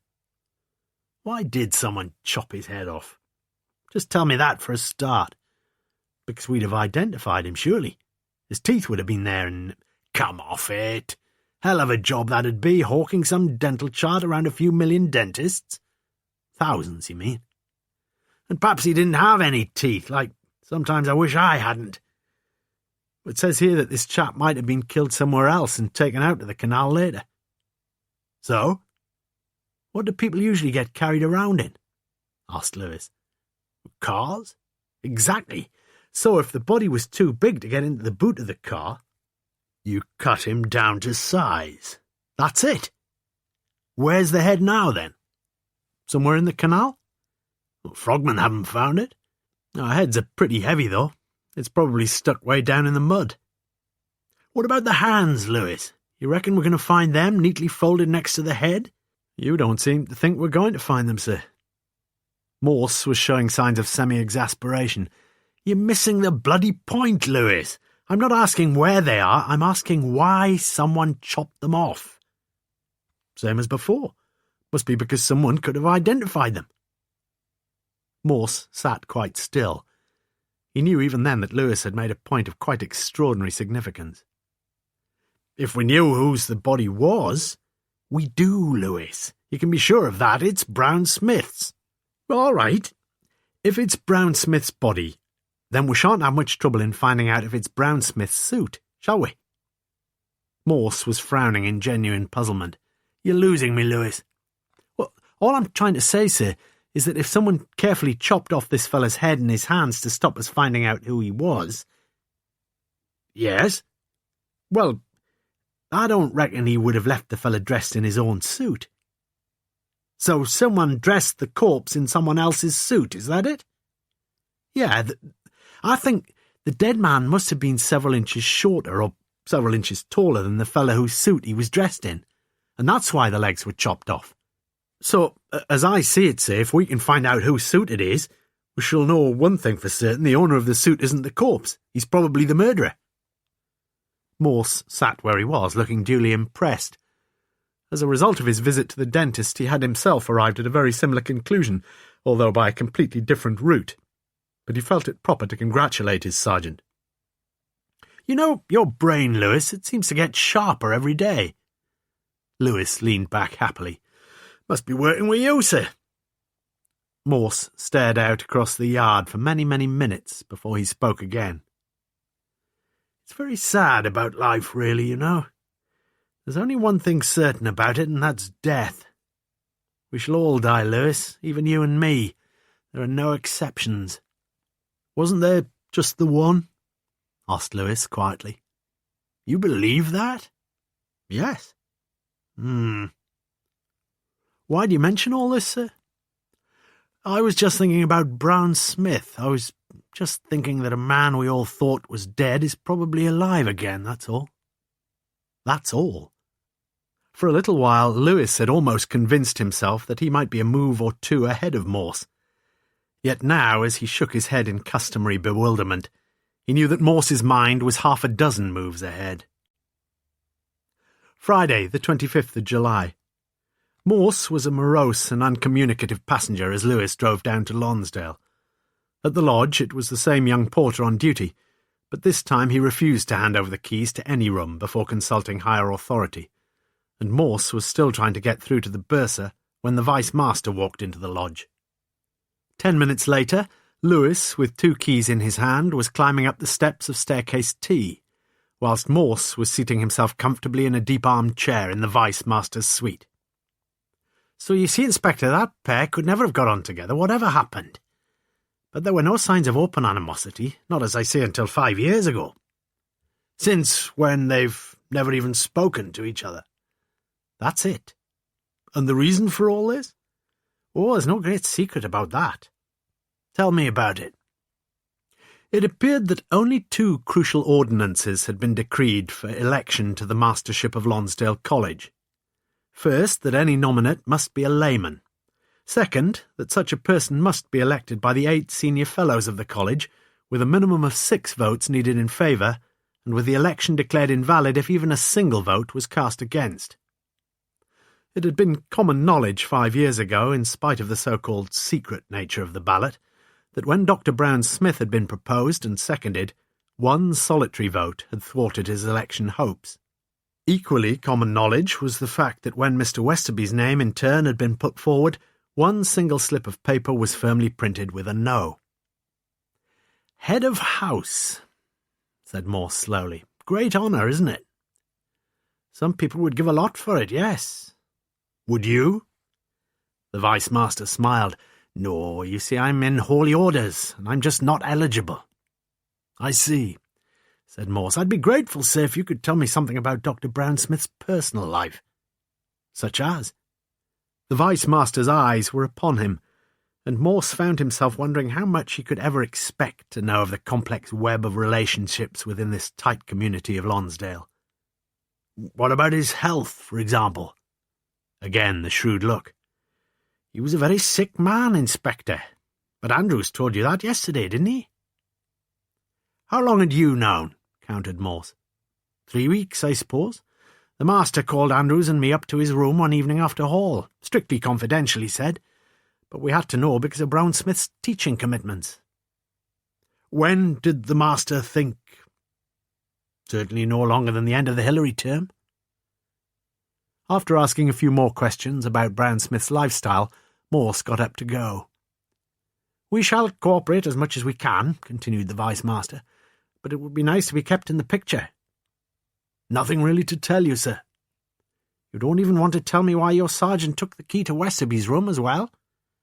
Ah, that. You see, there's just a possibility that the corpse we found up in the canal wasn't Browne Smith's after all. Really? But Morse declined to elaborate further as he made his farewell and strode away across the quad. Once inside Browne Smith's room, Lewis had taken out of its plastic wrapper the dark blue jacket found on the corpse and measured it carefully against the jackets in the bedroom wardrobe. It was the same length, the same measurements round the chest, and of the same sartorial style. There could be little doubt about it. The jacket had belonged to Browne Smith. Lewis drove Morse back through Summertown. He wanted to ask Morse 2 questions, though he knew better than to interrupt the great man's thoughts in transit. In Morse's mind, one thing at least was fairly firmly established. The murderer had either been quite extraordinarily subtle or quite inordinately stupid in going to the lengths of dismembering a body and then leaving it in its own clothes. Lewis was sure that the suit was Browne Smith's. Back in Morse's office, Lewis launched into his questions. "It's pretty certainly Browne Smith's body, don't you think, sir?" "Don't know." "But surely—" "I said I don't bloody know." So Lewis, after a decent interval, asked his other question. "Don't you think it's a bit of a coincidence that you and this Gilbert fella should have had a bad tooth at the same time?" Morse shook his head. "No. We don't go in much for talking about chance and luck and what a huge part they play in all our lives, but the Greeks did, and the Romans. They both used to worship the goddess of luck. Now listen, let's just get back to what we were talking about at lunchtime. If our murderer wants his victim to be identified, he does not, repeat, not chop his head off, agreed? Nor his hands, because that removes at one fell chop the one thing we know that gives him a unique and unquestionable individuality, his fingerprints. What about the legs, sir?" "Shut up a minute. And yet, Lewis, there are two other clues that lead quite clearly to a positive identification of the body. The suit. Quite certainly now it seems it was Browne Smith's suit. And then the letter. Almost as certainly that was written to Browne Smith. All right, it wasn't all that obvious, but you'd hardly need to be Sherlock, sir. You see what I'm getting at, though?" Lewis pondered the question and finally answered, "No." Morse, too, was beginning to wonder whether he himself was following the drift of his own logic, but he burbled on. "Just suppose for a minute, Lewis, that the body isn't Browne Smith's, and that somebody wanted it to look like his, all right? Now, if the murderer had left us the head or the hands, or both, then we could have been quite sure that the body wasn't Browne Smith's, couldn't we? As we know, Browne Smith was suffering from an incurable brain tumour, and with a skull stuck on the table in front of him, even old Max might have been able to tell us that. It's just the same with the hands. Quite apart from the fingerprints, Browne Smith lost most of his right index finger in the war. The two things that could have proved that the body wasn't his are both callously removed." Lewis frowned, just about managing to follow the line of Morse's argument. "All I'm saying, Lewis, is that perhaps someone's been trying mighty hard to convince us that it was Browne Smith's body, that's all." "Well, aren't you making it all a bit too complicated?" "Could be," conceded Morse. "We're usually looking for a murderer, aren't we? We've never had all this trouble with a body before." Morse nodded. "But we're getting to know more about the murderer all the time. He's a very clever chap. He tries to lead us astray about the identity of the body, and he very nearly succeeds." So he's almost as clever as we are, and most of the clever people I know are, guess where, Lewis? In the police force. Morse allowed himself a smile. In the University of Oxford. Let's just finish off this corpse. We're left with those legs, right? Why chop the legs off? Perhaps he lost a toe in a swimming accident off Bermuda or somewhere. Got his foot caught in the propeller of a boat or something? Morse was suddenly very still in his chair, for Lewis's flippant answer had lit another sputtering fuse. "You don't think all this is getting a bit too complicated, do you, Lewis?" "Far too complicated. We've got the suit and we've got the letter, both of them Browne Smith's. And we know that he's gone missing somewhere. That would be quite enough for me, sir, but you seem to think that the man we're after is almost as clever as you are." Morse did not reply immediately, and Lewis noticed the look of curious exhilaration in the Chief Inspector's face. The next morning, like Browne Smith before him, Morse received a long letter, a strange and extremely exciting letter. Monday, the 28th of July. Morse opened the door of his office a few minutes after 8 to find Lewis reading the Daily Mirror. "You seem very anxious to further our inquiries this morning, Lewis." Lewis folded up the newspaper. "I'm afraid you've made a bad mistake, sir." "You mean you are busy on the case?" "I was trying to do the coffee break crossword, and there was a clue there that just said, 'Cart horse, anagram.'" "Orchestra," interrupted Morse. "Yeah, I know that, sir, but Simon Rowbottom, it's not an anagram of OMA Browne Smith." "Of course it is." Morse immediately wrote down the letters. "My God, you're right. There's an E, isn't there?" At 8:30 the phone rang, an excited voice announcing itself as Constable Dixon. "I've just been reading last week's Oxford Times, sir. I've found him." "Found who?" Simon Rowbottom. I was reading the angling page, and his name's there. He came second in a fishing match out at Kingswear last Sunday." "Oh. Thanks for letting me know. Remember what you said about those doughnuts, sir?" "No, I forget," said Morse, and put the receiver down. The bulky white envelope marked strictly private and confidential was lying on Morse's blotting pad when the two men returned from coffee. Inside the envelope was a further sealed envelope and a covering letter from the manager of the High Street branch of Barclays Bank. Dated 26th of July, it read as follows. "Dear Sir, we received the sealed envelope enclosed on Monday the 11th of July with instructions that it be posted to you personally on Saturday the 26th of July. Yours faithfully." Morse slit the envelope and began reading. When he had finished the long letter, he wore that look of almost sickening self-satisfaction frequently found on the face of any man whose judgment has been called into question and thereafter proved correct. "Just read it, Lewis," said Morse blandly as he reached for the phone and dialed the number of the bank. "Manager, please." "He's rather tied up at the minute. Could you— Chief Constable of Oxfordshire here, lad. Just tell him to get to the phone, please." "Can I help you?" asked the manager.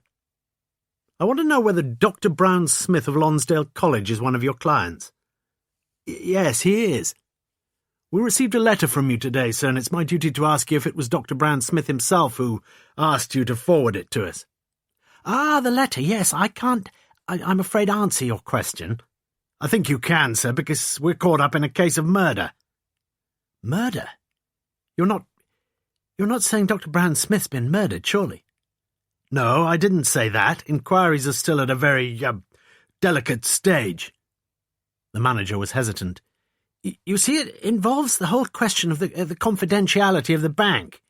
"I understand, sir, but if it becomes an absolutely vital piece of information, we shall naturally have to come and question you." "Yes, I see that. I shall have to take the matter up with the bank's legal advisers." "Very sensible, sir." Lewis, who had been half reading the letter and also half listening to this strange telephone conversation, now looked up to see Morse waiting patiently for him to finish. "Perhaps it is not too much to expect that you have made the necessary investigations? It would scarcely need an intellect as powerful as your own accurately to have traced the sequence of events thus far. After all, you had my suit, did you not? But let us agree, the body was not mine. I did try, perhaps amateurishly, to make you think it was. Yet I had little doubt that you would quickly piece together a reasonably coherent letter, the torn half of which I left in the back pocket of the trousers. You might, therefore, have had the reasonable suspicion that the corpse was me, but not for long, if I assess you right. I see it as my duty to inform you that I'm alive, at least for a little while longer. Whose, then, is the body you found in the waters out at Thrupp? I received the letter and immediately acted upon it. All very odd, was it not? I knew the girl mentioned, of course, for she was one of my own pupils, and, what is more, she was a girl acknowledged by all to be the outstanding classic of the year. This was common knowledge. Therefore the request to communicate this particular girl's result only a week or so before the publication of class lists struck me as rather suspicious. My reward, I was told, for divulging the result some days early would be a memorably pleasant one. Even an ageing bachelor like myself may be permitted his mildly erotic daydreams. But let me go back a little. I have a colleague living directly opposite me, a Mr. G. Westerby. He and I have been fellow dons for far too many years, and it is an open secret that the relations between the two of us have been almost childishly hostile for a great deal of that time. This colleague is now retiring, and he is now away on one of his customary holidays in the Greek islands. He is on his return to take up residence in some pretentiously fashionable flat in the Bloomsbury district. He has recently hired a firm of removal people to pack up his cheap collection of bric-a-brac. One day, only a few weeks ago, I saw a man walking up my own staircase. The man did not see me. He inserted a key into Westerby's oak. I learned that this stranger was the head of a London removals firm, and he had come to size up the task. A few days later, I saw this same individual again, although this time he wore a scarf about his face, as if the wretched fellow had recently returned from the dentist's chair. It was only a matter of days after this that I received a letter. The letter you half received yourself. I recognised the man, and the man brought back poignantly to me the one episode in my life of which I'm bitterly ashamed. This man reappeared 3 or 4 times, presumably to supervise the packing up of crates in my colleagues' rooms, and on each of these subsequent occasions the lower half of his face was concealed. Had he known it, his clumsy attempts at deception were futile. Why? Simply because I'd already recognised the man. And because of this, I experienced little difficulty in linking the 2 contiguous events together. First, the arrival in Lonsdale of the one man in the world I had hoped and prayed I would never meet again. Second, the arrival of the strange letter. I followed up my invitation. The whole drama was played with a carefully rehearsed verisimilitude, with myself acting a role that was equally carefully rehearsed. My one defence was an army revolver, which was even now still bulging reassuringly in my jacket pocket. Who was the man I had seen on staircase T at Lonsdale College? You will have to know. I was a young officer in the desert during the Battle of El Alamein. I tried to look after the men in my charge, enforced the orders I was given, but I knew that at heart I was a physical coward, and I always feared the thought that, if there were to come a time when I should be called upon to show a personal, an individual, as against a communal corporate act of courage, well, I knew that I would fail. And that moment came, and I failed. It came when a man pleaded with me to risk my own life in trying to save the life of a man who was trapped in a fiercely burning tank. It hurts me deeply even now to recall my cowardice. Let us now switch forward again. It was all phony. I soon began to realise that. There were those 2 bottles of everything, for example. Why? The one of them about 2/3 empty, the other completely intact, with a plastic seal fixed around its top. Why go then to the new bottle for the first perfunctory drinks? I soon began to wonder. And then her accent. Oh dear, had she been at an audition, any director would have told her to flush her Gallic vowels down the nearest lady's lavatory. It was only when this lovely girl poured my final drink from the other bottle that I knew exactly what my situation was. I asked her to open the curtains a little, and whilst she was doing this I poured the, doubtless, doctored contents of my glass inside my trousers, in order that the impression should be given that I had been incapable of controlling myself. Making vaguely somnolent noises, I now assumed the role of a man, as the Americans have it, in a totally negative response situation. Then the woman left me, and after hearing whispered communications on the other side of the door, I sensed that someone else was in the room. Let us leave it there. You were a fool when you were an undergraduate, wasting as you did the precious talent of a clear, clean mind.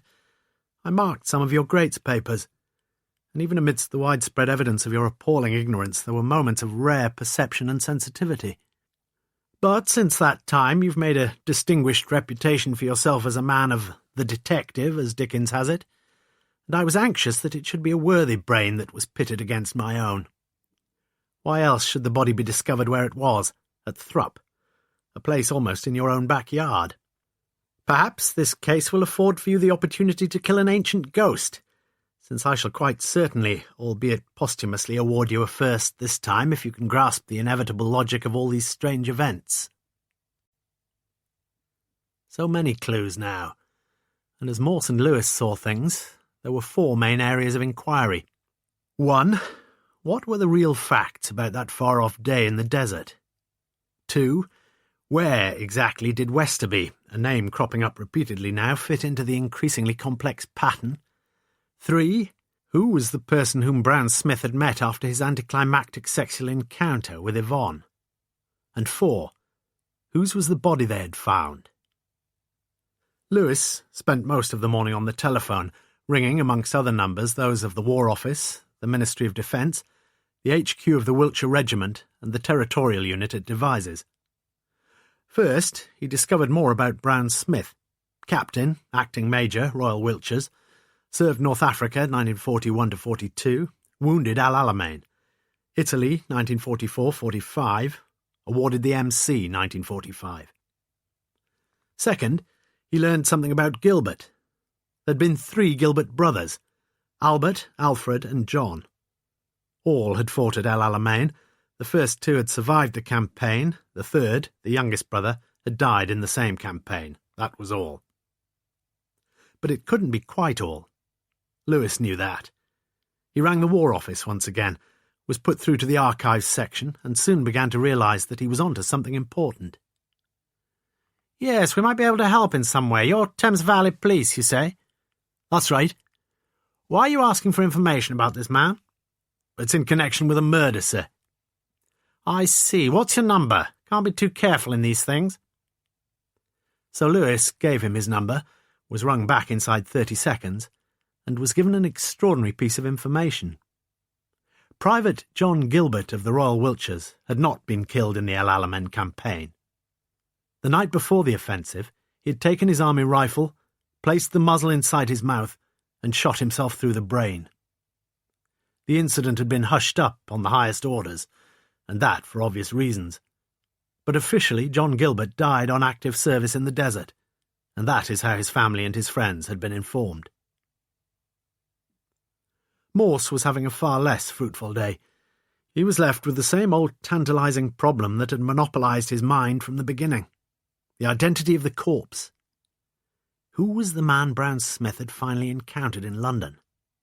Had it been Gilbert, as the letter so obviously suggested, or was the body Westerby's? If Browne Smith had killed anyone, then Westerby was surely the most likely of candidates. Or was the body that of someone who had not yet featured in the investigation, some outsider?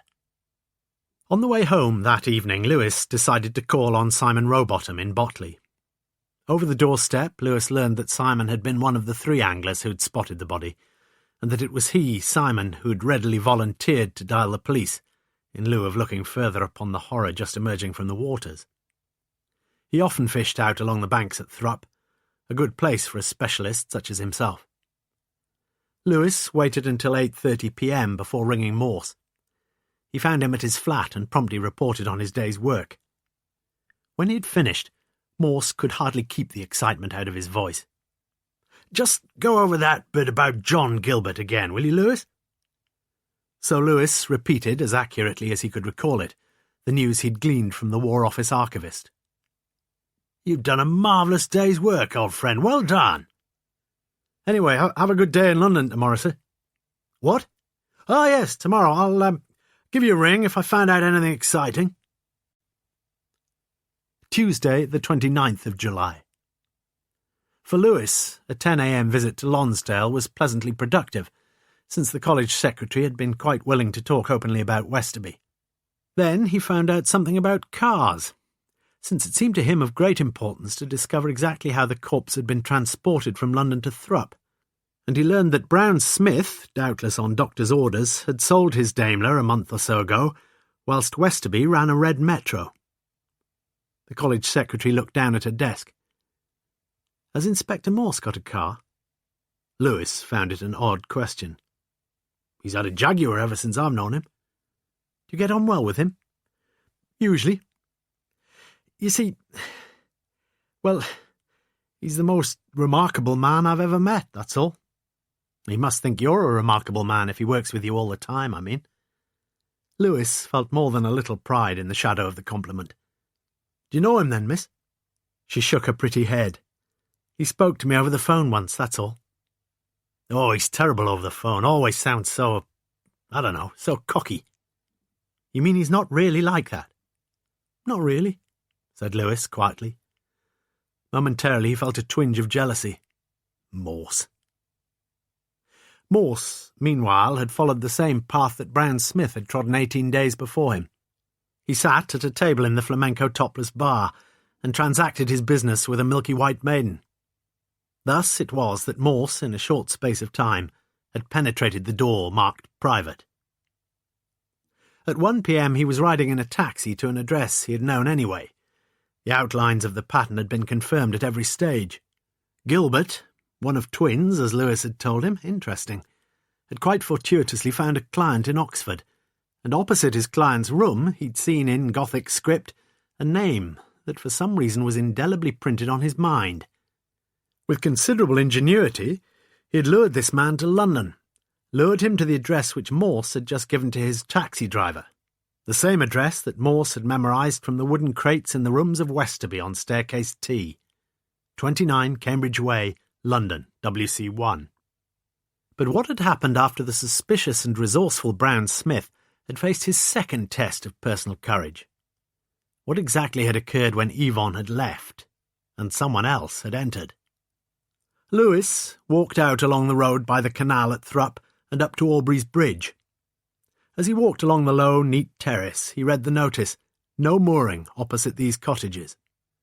If all those sharp eyes there were jealously watching the waterfront for the first signs of any territorial trespass, then surely, in this quiet cul-de-sac that led to nowhere, surely someone must have seen something. For the body must quite certainly have been pushed into the canal from the back of a car. How else? And yet Lewis, who had himself earlier questioned the tenants, had learned nothing of any strange car. Lewis saw that the third cottage from the far end was for sale, and he began to wonder whether such a property might not perhaps make a nice little investment for himself and the missus when he retired. He knocked at the house next door, which was opened by a freckle-faced lad of about 12 years of age. "Is your mum in, or your dad?" "No." I was just trying to find out something about the house here." Lewis pointed to the empty property. "They want 60,000 for it. It's been on the market a couple of months." Lewis nodded. "Did you know the people next door before it was for sale?" "Not people." "No? You're not in any trouble, is he?" The freckled face looked up at Lewis anxiously. "Not as far as I know." The boy looked down at the threshold and spoke quietly. "He was good to me. Took me out in his metro to King's Weir once. Super fisherman he was, Mr. Westerby." Lewis had just discovered a quite extraordinarily significant link between Westerby and the waterfront at Thrupp, and if someone had taken a body from London to Thrupp in a car, there would have been no suspicions aroused by the familiar sight of a red metro. Not if that someone who had brought the body had lived there himself. Like Browne Smith before him, Morse had walked through the door marked private. He'd started off in the quiet monotone of a man whose authority was beyond that of other men. "It matters to me not a single fart in the cosmos, lad, whether you tell me about it here and now or in one of the cells of Her Majesty's nearest nick." "I dunno who the bloody hell you think you are talking to me like that. Let me tell—" "Before you tell me anything, just call in one of your tarts out there, preferably the one with the biggest tits, and tell her to bring me a large scotch, preferably Bell's. On the house, I suggest, because I'm here to help you, lad. I've got friends here who'll gladly kick the guts out of the likes of you." "Friends, you say?" The manager swallowed hard. "I suppose you're going to tell me you got a van full of squaddies outside?" Morse allowed a vague smile to form at the corners of his mouth. "No, I'm here completely on my own. And if we get along, you and me, I shan't even tell anyone that I've been here either." The manager was biting down hard on the nail of his left index finger. "Let me give you a bit of advice. You're not a crook. You're not in the same league as most of the murderous morons I deal with every day. And even if you were, I wouldn't need a posse of police to go around protecting me. You know why, lad?" Morse focused his eyes with almost manic ferocity upon the youngish man seated opposite him. "It's because the archangels look after me, lad. Always have done." The manager walked to the door and sounded suddenly resigned as he asked Raquel to fetch 2 double scotches, whilst for a rather frightened Morse the prospect of finding himself dead or dying in a Soho side street was gradually receding. The manager's story was brief. The club was registered in the name of Soho Enterprises Limited. Business was transacted through a Mr. Schwenk, who periodically visited the bar to look around and who collected takings and paid all salaries. About 3 weeks or so ago, Mr. Schwenk had announced that a certain Mr. William would very soon be calling, that the said Mr. William would make his requests known, and that no questions were to be asked.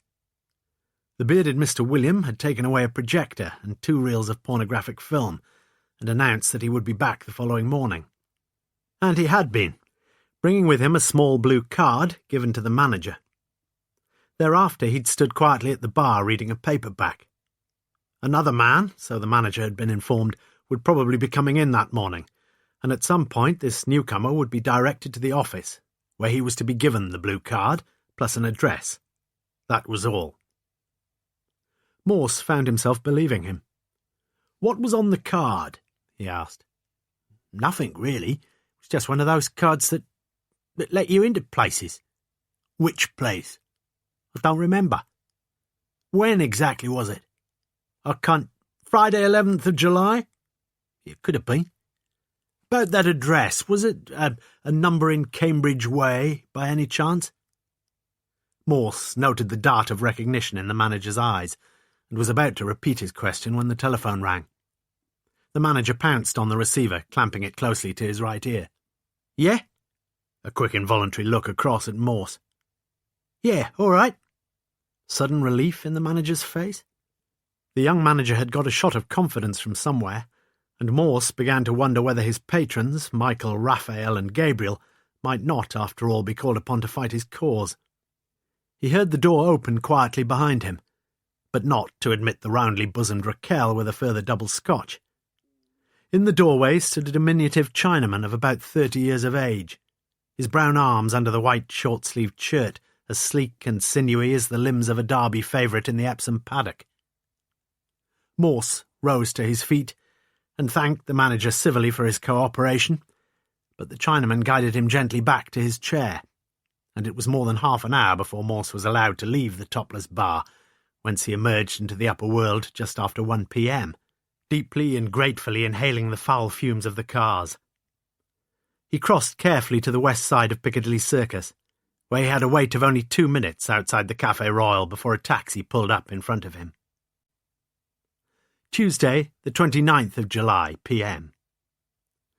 Morse went up the steps of number 29 and rang the bell. The great black door was opened. Yes, Gov? He was a mournful-looking man in his mid-60s, wearing a working overall, carrying a caretaker's long-handled floor mop and fiddling with the controls of a National Health hearing aid. Morse explained who he was, and upon producing his identification was reluctantly admitted. The man, announcing himself as Hoskins, informed Morse that he'd been a porter in the flats for just over a year now. His job consisted mainly of keeping an eye on the properties and doing a bit of general cleaning during working hours. Still some flats for sale, I see. No, both of them sold. Should have taken a notice down, really. Both of them sold? Yes, Gov. One of them's a gent from Oxford. Bought it a couple of months back, he did. And the other one? A few days ago, some foreign gent, I think it is. The one from Oxford. That's Mr. Westerby, isn't it? You know him, then? Is he in? No, I haven't seen him since he came to look round, like. The man hesitated.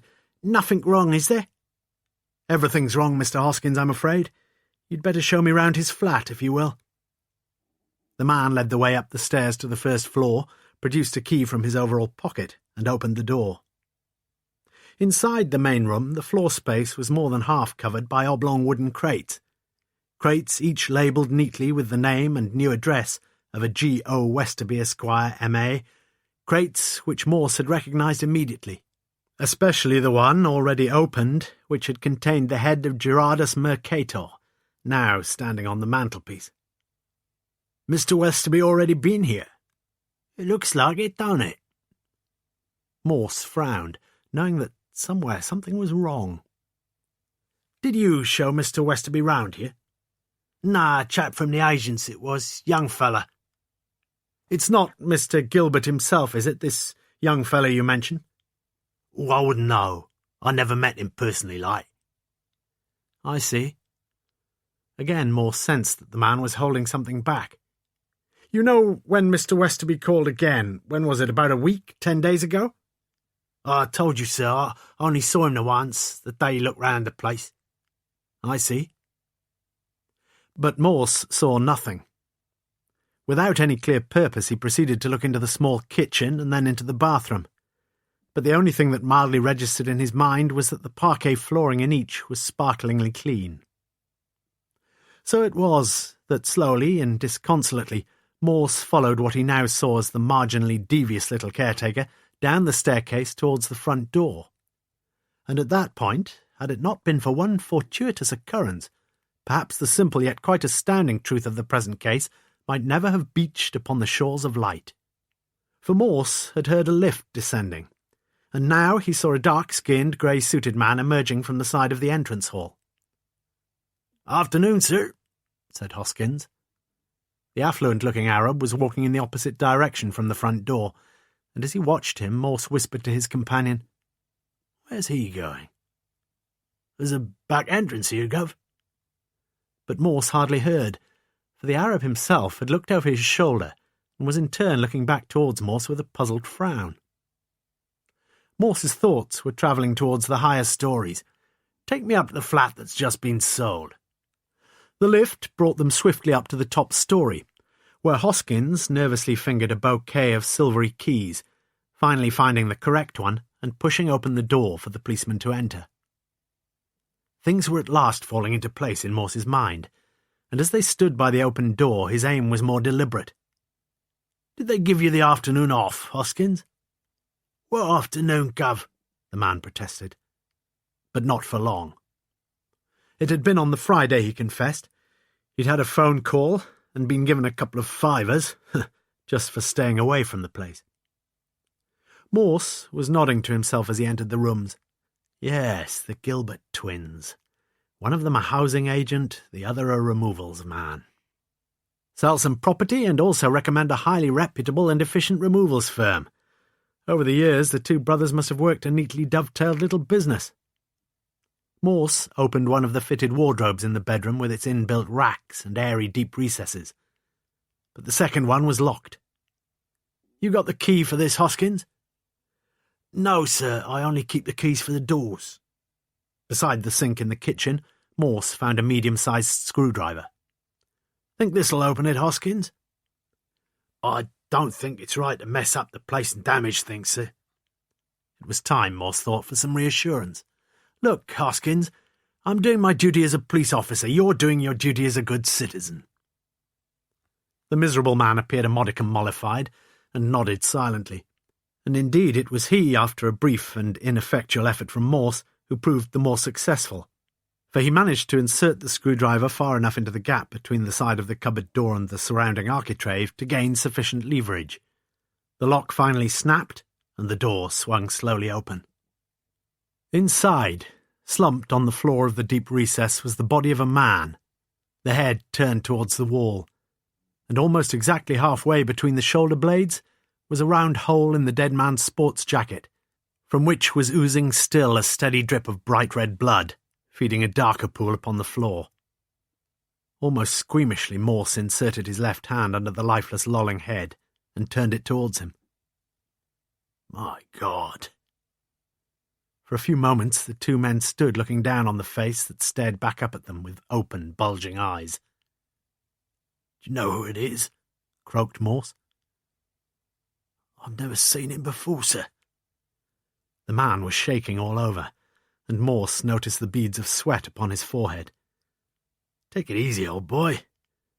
Morse was about to lay a comforting hand upon the man's shoulder, but he was already too late, for now he found another body slumped about his feet. 5 minutes later, after dialing 999 from the telephone in the living room, and after sending the old boy off home, having elicited a full name and home address from those gibbering lips, Morse stood once again, looking down at the corpse in the cupboard recess. A tiny triangle of white card was showing above the top pocket of the jacket, and Morse bent down to extract it and read it. He'd known anyway, because he'd recognised the face immediately. It was the face of the man whom Morse had last and first seen in the rooms of George Westerby at Lonsdale College, Oxford. The face of A. Gilbert, Esquire, late proprietor of the firm Removals Anywhere. Morse sat impatiently fingering the small white oblong card, and all the while the tube train clattered along the northbound Piccadilly line. Perhaps it had been improper for him to have fled the scene of the recent crime so precipitately. Quite certainly it had bordered upon the criminally negligent, as the plain-clothes sergeant had forcefully asserted that he had allowed the one and only other witness to have left the premises in Cambridge Way.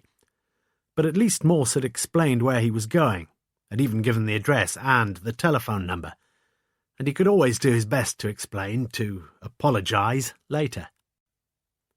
Finsbury Park, next stop.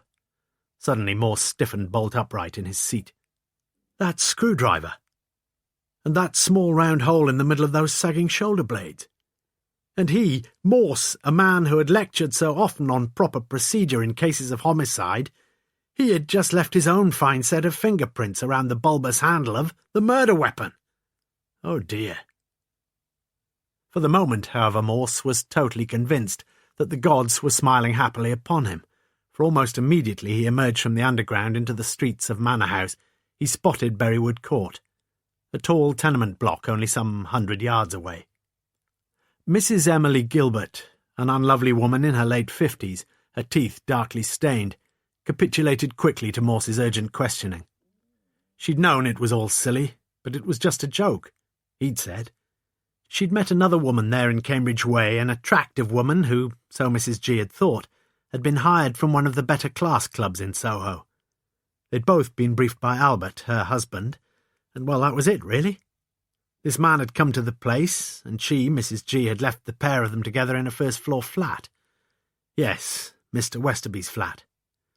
Then, after an hour or so, Albert had come up to tell her that he was very pleased with the way things had gone, and that the odd little episode could now be happily forgotten.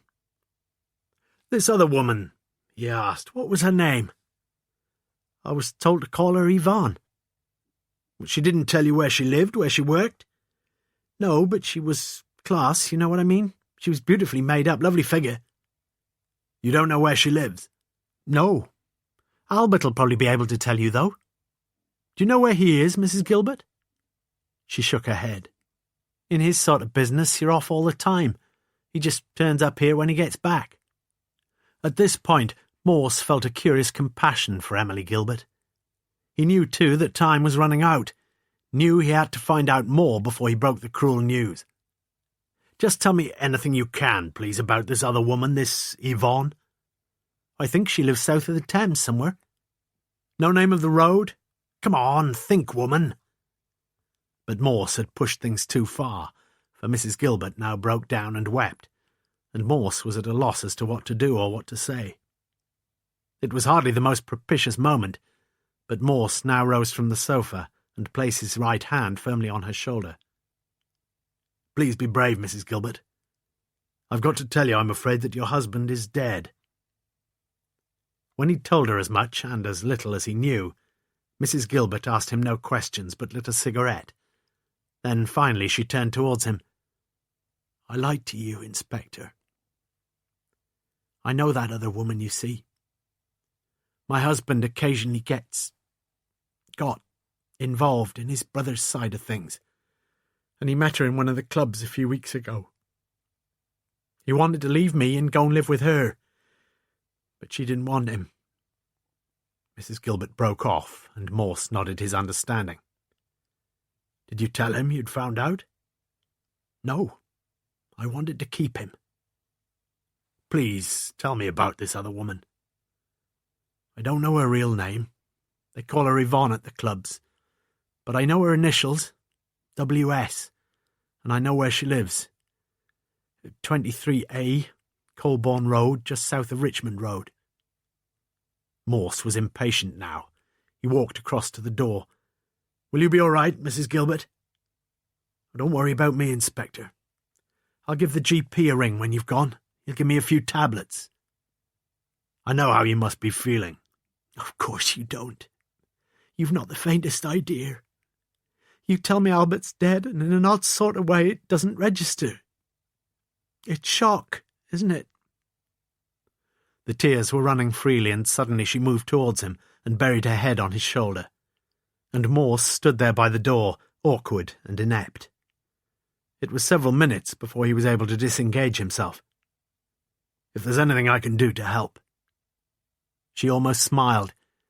"Be gentle with the girl, Inspector. I just want you to know that she's the loveliest woman I've ever met in all my life." Morse leaned forward and kissed her lightly on the forehead, in the sure knowledge that this woman had somewhere touched his feelings deeply. 20 minutes after Morse had left the 7th floor of Berrywood Court, a key was inserted into the outer door of the Gilberts' flat, and a man walked in and flung his jacket carelessly down upon the sofa. 2 minutes later, Albert Gilbert, of Removals Anywhere, was talking over the phone to his GP, explaining how, for no apparent reason, his wife had fainted quite away on his return. Colborne Road was no more than 5 minutes' walk from East Putney Tube Station, Morse rang the bell of number 23. "Yes?" The door was opened by a woman in a white bathrobe, a woman with freshly showered and almost shining skin. "I'm a police inspector. I'm looking for someone called Yvonne." "I think I may be able to help you, Inspector. Won't you come in?" Morse climbed the narrow stairs, noting the slim ankles of the woman who preceded him. "Would you like a drink?" she asked as they sat opposite each other in the small but beautifully furnished living room. No, perhaps not." "What do you want, Inspector?" A hard, no-nonsense tone had come into her voice. So Morse told her, and she listened in silence, occasionally crossing one naked leg over the other. When Morse had finished the first part of his tale, she reached for her handbag. "Do you smoke, Inspector? Here, have one of these." He thanked her, and she stood up and lit his cigarette, unconscious or uncaring that her robe was partly open at the top as she leaned towards him. Then she sat back in her chair again and told him her own side of the story. She'd known Bert Gilbert for only a few weeks. He'd come into the sauna one morning and asked her if she'd be willing to entertain a very special client of his. Yes, at the address Morse had mentioned, and yes, with a sequel much as he'd described it.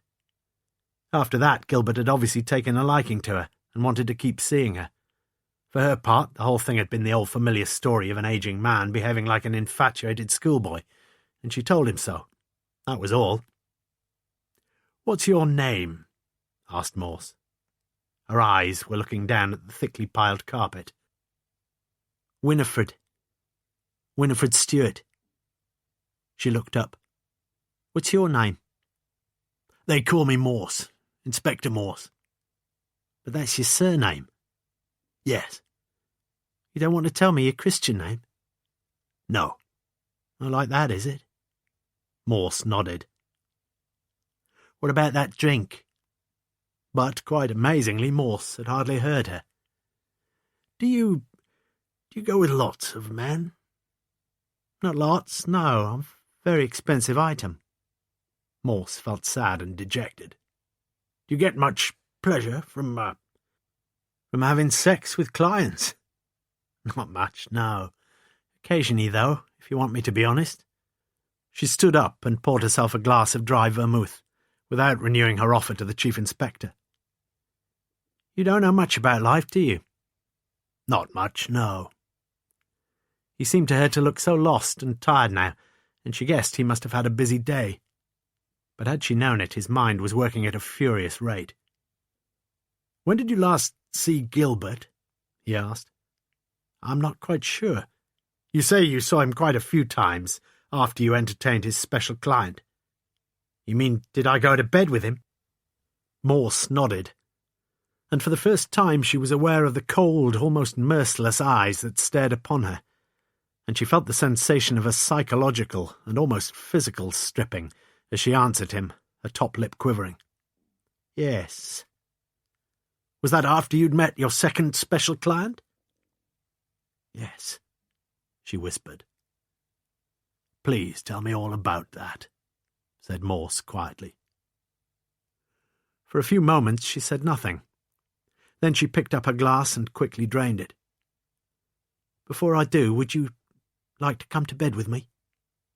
"No." "Are you sure?" "Quite sure," lied Morse. So Winifred Stewart told Morse about her second special client, a Mr. Westerby, who also hailed from Oxford, and Morse listened very carefully, nodding at intervals and seemingly satisfied. But he wasn't satisfied. It merely corroborated what he'd already known or guessed. "What about that drink?" he asked. Lewis had tried repeatedly to get in touch with Morse, both at HQ and at his home, for he had received a remarkable piece of news that same afternoon from the young porter at Lonsdale, who had received a card by second post. A card from Greece. A card from Mr. Westerby. At 2 a.m, Winifred Stewart was still lying awake. She thought of Morse, and she felt inexpressibly glad that she had met him. Longed, too, with one half of her mind, that he would come to visit her again. 2/3 of the tragic tale had now been told, and if ever he begun to guess the final truth. Yet with the other half of her mind, She didn't want him back, ever, for she was now a very frightened woman. Wednesday, the 30th of July. As he sat back comfortably in a first-class compartment of the 10 a.m. 125 from Paddington, Morse felt the residual glow of a great elation. For now, as he knew, the veil of the temple had been rent in twain. The previous night he had missed the last train and only just managed to find a cheap hotel. He'd lain on his back in the darkness with both hands behind his head, half occupied with the lovely woman he had left so recently, half with the older problems that beset him still. His mind had steadfastly refused to rest. She told him that of the Gilbert brothers, Alfred was considerably the more interesting and cultured, but it hardly seemed to Morse of much importance. Far more important was what she hadn't told him, for he'd sensed the deep unease within her when she talked of her time with Westerby. The unease of a woman telling something less than all she knew. It was at that very point in his whirling thoughts that Morse had jerked himself up in his bed, switched on the bedside lamp, and reached for the only object of comfort that the sombre room could offer him, the Gideon Bible that rested there beside the lamp. In 2 minutes, his fumbling and excited fingers had found what he was seeking. There it was, St. Matthew, chapter 5, verse 41. And whosoever shall compel thee to go a mile, go with him twain. He remembered vividly from his youth a sermon on that very text from a wild Welsh minister, the religion of the second mile. And then Morse smiled to himself in unspeakable joy, like the one who's travelled on a longer journey still, that third and final mile. At last, he knew the truth. Morse was back at Police HQ in Kidlington at 11:30, where a relieved-looking Lewis awaited him. "Good time, sir?" "Marvellous," said Morse, seating himself in a black leather chair. "We expected you back yesterday." "We? Who's that supposed to mean?" "The super's after your blood, sir." "Ah, I see. How about you, Lewis? You have a good time?" "I don't know, sir. There's this." He handed over the postcard he'd picked up the previous evening from Lonsdale, and Morse saw the large Hellas stamp, then the message, neatly penned and very brief. "Wonderful weather. Any mail to Cambridge Way. Staying on a further week. Regards to the master and to your good selves, G.W." "Lovely place, Greece, Lewis." "I wouldn't know, I'm afraid." "Perhaps Westerby doesn't know either," said Morse slowly. "It's a forgery, you can see that, surely." "But look, Lewis! Look at that franking!" Lewis looked closely, but saw little more than a blackened circle, with whatever lettering there may have been so smudged that it was quite illegible. "It's not too difficult to get a hold of a Greek postage stamp, is it? It's all a fake." The phone rang before Lewis could make an answer, and a harsh voice barked across the line. "That you, Morse? Get over here, quick!" "I think you're in the doghouse," said Lewis quietly. But Morse appeared completely unconcerned as he rose to his feet. "I'll tell you something else about that card, Lewis. We know a man, don't we, who's been writing a book about our Mr. Philip of Macedon, remember?" Yes, Lewis did remember. Just as Morse had done, he'd seen the typescript on the desk in Browne Smith's room, as well as the pile of postcards that had lain beside it. And as Morse walked across to the door, he felt annoyed with himself. "Sit down, Morse," growled Strange, his face set grimly. "I heard last night and again this morning from the Metropolitan Commissioner." His eyes fixed Morse's as he continued.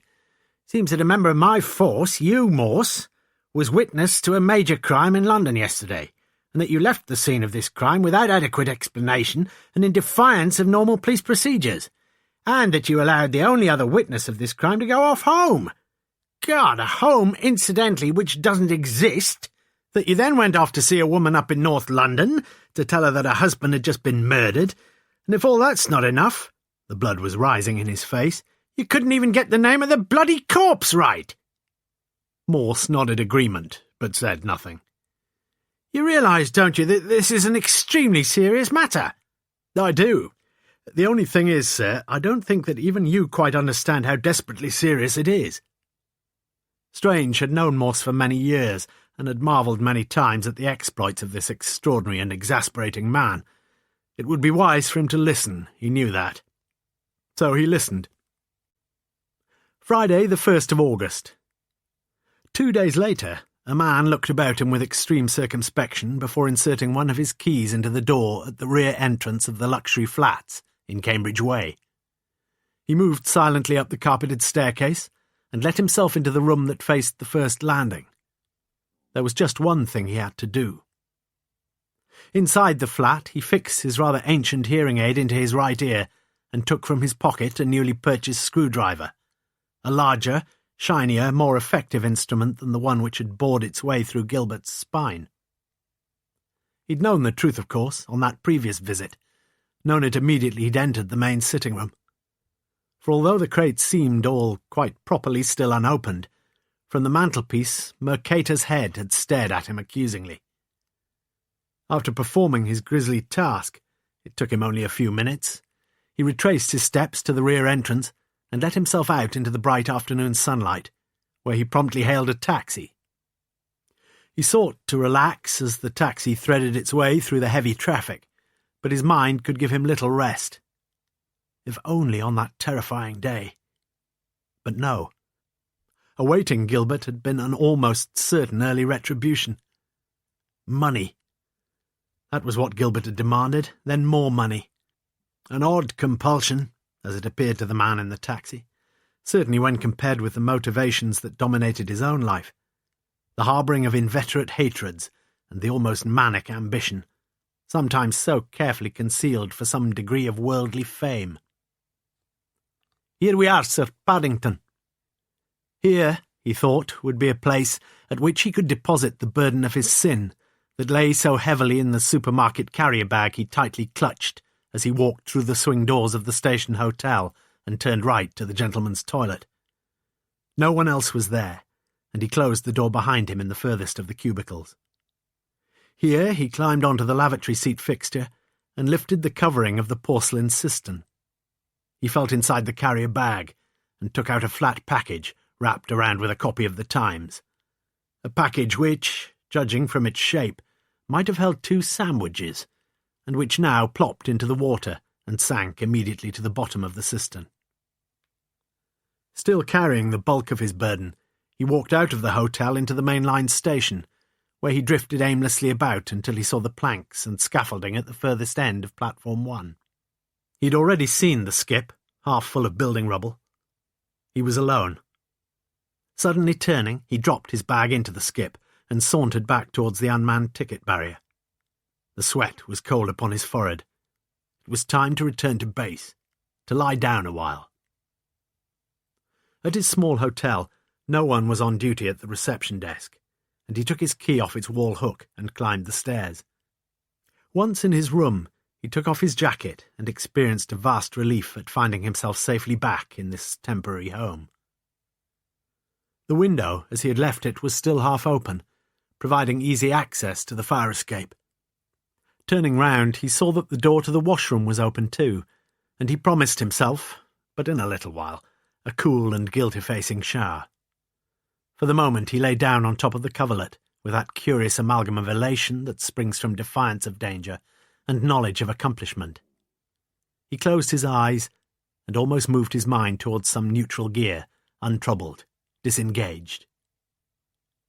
But only a minute later, his body was jarred into panic-stricken dread. Someone was standing over him.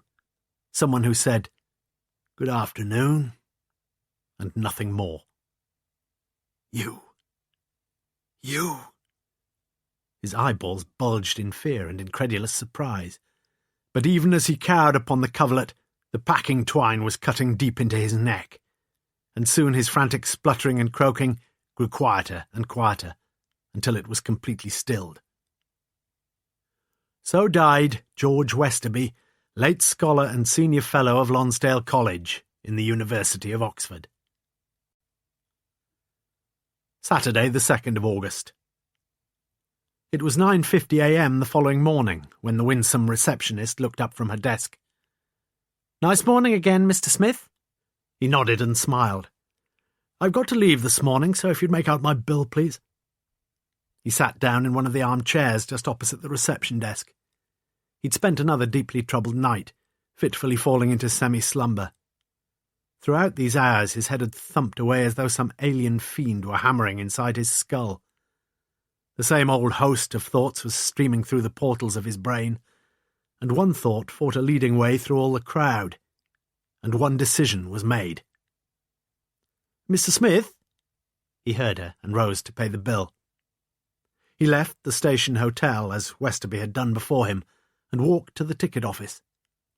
Then, for many minutes, he stood in front of the high departures board. But his eyes no sooner focused on the times of trains for Oxford than the letters, white, upon their background, black, had leapfrogged astigmatically across his retina, leaving him in dizzied indecision. He stepped to the nearest ticket barrier. "Can you tell me my best bet for Oxford, please?" "Platform 9, 10:30, but you'll have to—" "Thank you." The train was already in the platform, and he pulled himself up into an empty first-class compartment, putting his ticket carefully into his wallet and leaning back against the headrest. Half an hour later, he jerked forward as the train halted with something less than silken braking power, and he looked out of the window. Reading. Not long, and he'd be there. 35 minutes later, he was jerked to a second awakening. "Tickets, please!" He was gratified that he could find his ticket so easily, but his head was throbbing wildly. "This your ticket, sir?" "Yes, why?" "I'm afraid you've missed your connection. You've just gone past Didcot." "What?" "You should have changed at Didcot for the Oxford train. You must have nodded off." "But I've got to get to Oxford. I've just got to get there." "You'll have to get the next train back from Swindon." "But it's urgent." The collector punched the ticket and handed it back. "We won't worry about any excess fare, sir. Genuine mistake, I'm sure." The next few minutes registered themselves in his mind as an aeon of frenzied agony. He bit deep into the nails of his little fingers, fighting with all his power to keep control of a brain that stood unsurely on a precipice. Then the train stopped, more gently this time. He was glad to find his legs steady as he got to his feet, and he felt much calmer now. He took his case from the luggage rack, opened the left-hand door of the carriage, and stepped down into nothing. He fell onto the sharp stones of a slight embankment on the south side of the line, and lay there hurt and wholly puzzled. Yet strangely he felt profoundly comfortable there. It seemed so easy now to sleep. The sun was blazing down from the clear blue sky, and his head at last was free from pain. The ticket collector was crouching beside him. "Let me just help you up, sir. You'll be all right." "No, please, don't bother. I'm just sorry, that's all." He closed his eyes, but the sun was blazing still beneath his eyelids, glowing like some fiery orange, whirring and ever larger, spinning down towards him. But still there was no pain. "I'll go and get some help, sir. Shan't be a minute." The ticket collector vaulted nimbly up the shallow embankment, but already it was too late. "Please, do one thing for me. I want to get a message to a Chief Inspector Morse at the Thames Valley Police Headquarters. Please tell him I was on my way to see him." But the man beside the track was speaking to himself, and even the curious heads that poked through nearby carriage windows could make no sense of all the mumbled words. Suddenly the sun exploded in a yellow flash, and a jagged, agonizing pain careered across his skull. With a supreme effort of will, he opened his eyes once more, but all was dark now, and the sweat was pouring down his face. Another man now knelt beside the body, a young neurosurgeon who was travelling up to Swindon General Hospital. But he could do nothing, and after a little while he looked up at the ticket collector, then slowly shook his head. Lewis didn't care much for London, but it had been a busy and a fruitful time. Late the previous Wednesday afternoon, Morse had insisted that it was to be he, Lewis, who should drive up the next morning. There was much to do, Morse had said, many loose ends to tie up, statements to be taken. So Lewis had taken his instructions, had performed them more than adequately, and now, indulging his one real weakness in life, was driving far too fast along the M40 back to Oxford. His London colleagues had been a friendly bunch, yet all of them shrewd and competent men. They could forgive Morse readily, of course, but none of them seemed to understand his actions very well, and Lewis himself, being only semi-enlightened, was unable to throw much further light. But certain things were now clear. The man found murdered in the top-storey flat in Cambridge Way was Alfred Gilbert, Esquire, estate agent. The murder weapon had been the screwdriver so conveniently found at the scene of the crime, upon whose handle were some smudgy prints that might, or, as Lewis hoped, might not be soon identifiable. For the present, there were few other clues. Of Mr. Hoskins, the police could find no trace, nor expected to do so, since the residents of Cambridge Way had always had a woman as their part-time concierge. After that, Lewis had done exactly as Morse had instructed. There had been 3 visits, 3 interviews, and 3 statements, slowly transcribed. First, the statement from the manager of the Flamenco Topless Bar. Second, that from Miss Winifred Stewart, hostess at the Sauna Select. Third, that from Mrs. Emily Gilbert at her home in Berrywood Court. All 3, in their various ways, had seemed to Lewis to be nervously defensive, but Morse had blandly told him that any further investigations were quite unnecessary, and so he had ignored some obvious evasions and merely written down what each had been prepared to tell him. Then, without much difficulty, he'd been able to discover at least something about the Gilbert brothers. Albert and the late Alfred had been public partners in a property-cum-removals firm, and private partners in a company christened Soho Enterprises, the latter owning, in addition to the Topless Bar, 2 dubious bookshops and a members-only pornographic cinema. The London police knew a good deal about these activities anyway. Finally, Lewis had been instructed to discover, if it were at all possible, the whereabouts of Albert Gilbert, Esquire, although Morse had held out little prospect on that score, and Morse had been right. During the previous 2 days, Morse had done 2 things, in each case retracing the ground that Lewis had trodden before him. First, he'd visited the blood transfusion centre at the Churchill Hospital, where he asked to see the records for the previous 5 years. Second, he'd driven down to the examination schools, where he spent more than an hour with the curator, finally thanking him too, and leaving with the contented look of a man who has found what he sought. Now again, as he sat at his desk that Saturday morning, he looked contented, and with even better reason, for the call had come through at 9:30. He'd known there must be something in the waters of the Thrupp Canal. The sight of Lewis gladdened him even more. "Get some egg and chips while you were away?" Lewis grinned. "Once or twice." The phone rang. "Morse here, can I help you?" Lewis observed that the Chief Inspector's pale, ill-shaven face was tautening as he listened. Finally he said, "I'll be there as soon as I can," and with a look of unwonted agitation slowly put the receiver down. "What's all that about, sir?" That was London on the line. "Westerby's just been found. He's been murdered. They found him this morning in a bedroom near Paddington, strangled with packing twine." It was Lewis's turn now to reflect with puzzlement on this troublous news. From what Morse had told him earlier, the case was almost over, with just a few arrests to come. So what on earth did this mean? "Look, Lewis, you just get those reports of yours sorted out and typed up, then get off home and see the missus. Nothing more for you today." After Morse had left, Lewis rang his wife to say that he'd be in for a late-ish lunch. The phone rang 10 minutes later. It was the police surgeon. "Not there? Well, just tell the old bugger, will you, that the leg he's found would make the height about 5 foot 10 inches. 5 foot 11 inches. All right? Doesn't help all that much, perhaps, but it might cut out a few of the little uns." "What leg?" "Oh, didn't he tell you? Secretive sod, isn't he?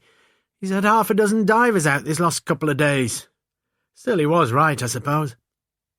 "Perhaps he knew all the time," said Lewis quietly. The phone was going all the time now.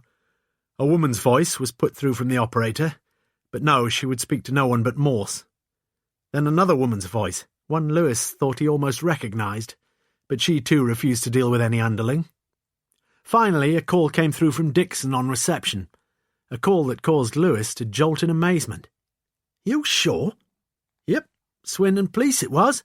Said he was dead when the ambulance got there. But you're sure it's him? That's what they said, Sarge. Sure as eggs is eggs. Lewis put down the phone. It would be impossible to contact Morse in transit. Would Morse be surprised? He'd certainly looked surprised about an hour ago on learning of the death of Westerby. So what about Dixon's latest information? That the body just recovered from a shallow embankment on the Didcot-Swindon railway line was certainly that of Oliver Browne Smith, late Fellow of Lonsdale College, Oxford. About the time that Lewis received his last call that morning, Morse was turning left at Hanger Lane onto the North Circular, but already he was too late. It had been a quarter of an hour earlier that the ambulance had taken away the broken body that lay directly beneath a seventh-storey window in Berrywood Court. Later, the same afternoon, a business executive walked into the furthest cubicle of the gentleman's toilet at the Station Hotel, Paddington.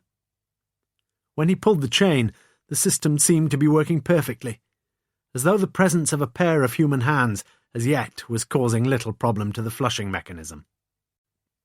"Tell me more about the Gilberts," said Lewis, handing across a paper cup of tepid coffee on his return. "Well, we learned they were identical twins. But when you get to your 60s, Lewis, you're bound to differ a bit. General signs of ageing, whether you're fatter or thinner. Almost everything is going to mark some ever-widening differences as the years go by. Now, I never saw Bert Gilbert alive, and I didn't go and look at him when he was dead. You see, it was Alfred Gilbert I met in Westerby's rooms that day, with a scarf wrapped around the bottom half of his face and a phony tale about an abscessed tooth. He was frightened Browne Smith would recognise him.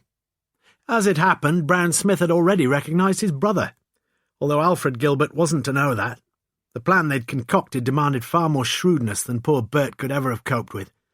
Just think, it involved a close knowledge of Browne Smith's position and duties in the college. It involved an equally close knowledge of how final examinations work, and all the complicated procedures of results and so on. It's not easy to find all that stuff out. Not unless... Unless what's it? When I went to London, I found out quite a lot about Alfred Gilbert. He was divorced about 10 years ago, and I rang up his ex-wife. They had one child, a son. Know what they christened him, Lewis? John? Morse nodded. After the younger brother. He was a bright lad, it seems, won a place at Oxford to read music, and got a very good second. In fact, Morse continued with great deliberation, he had a viva for a first. Lewis sat back in his chair. All the pieces seemed to be falling neatly into place. Browne Smith went to London on Friday the 11th of July, and that doesn't leave much time before most of the class lists are due to be posted up. So if he decides, as he does, that he's going to repeat the broad outlines of the plan, he's got to get a move on. The Gilbert brothers had to be in on it too, of course, and no doubt Browne Smith agrees to pay them handsomely. Browne Smith drafts a careful letter to Westerby. How do you know all this? I don't really, but what I know for sure is that Westerby turned up at an address in London at 2 p.m. on Tuesday the 15th. Not Cambridge Way, though, surely. That was his own address. No, but Alfred Gilbert wasn't short of a few vacant properties, was he? Now, we come to the most fateful moment in the case. Westerby was given the same treatment as Browne Smith. Same pattern all through, same woman, same bottles of booze, with a few drops of chloral hydrate or something slipped in. But Westerby's not so canny as Browne Smith was, and very soon he's lying there dead to the world on a creaking bed. But what exactly happened then? That's the key to the case, Lewis.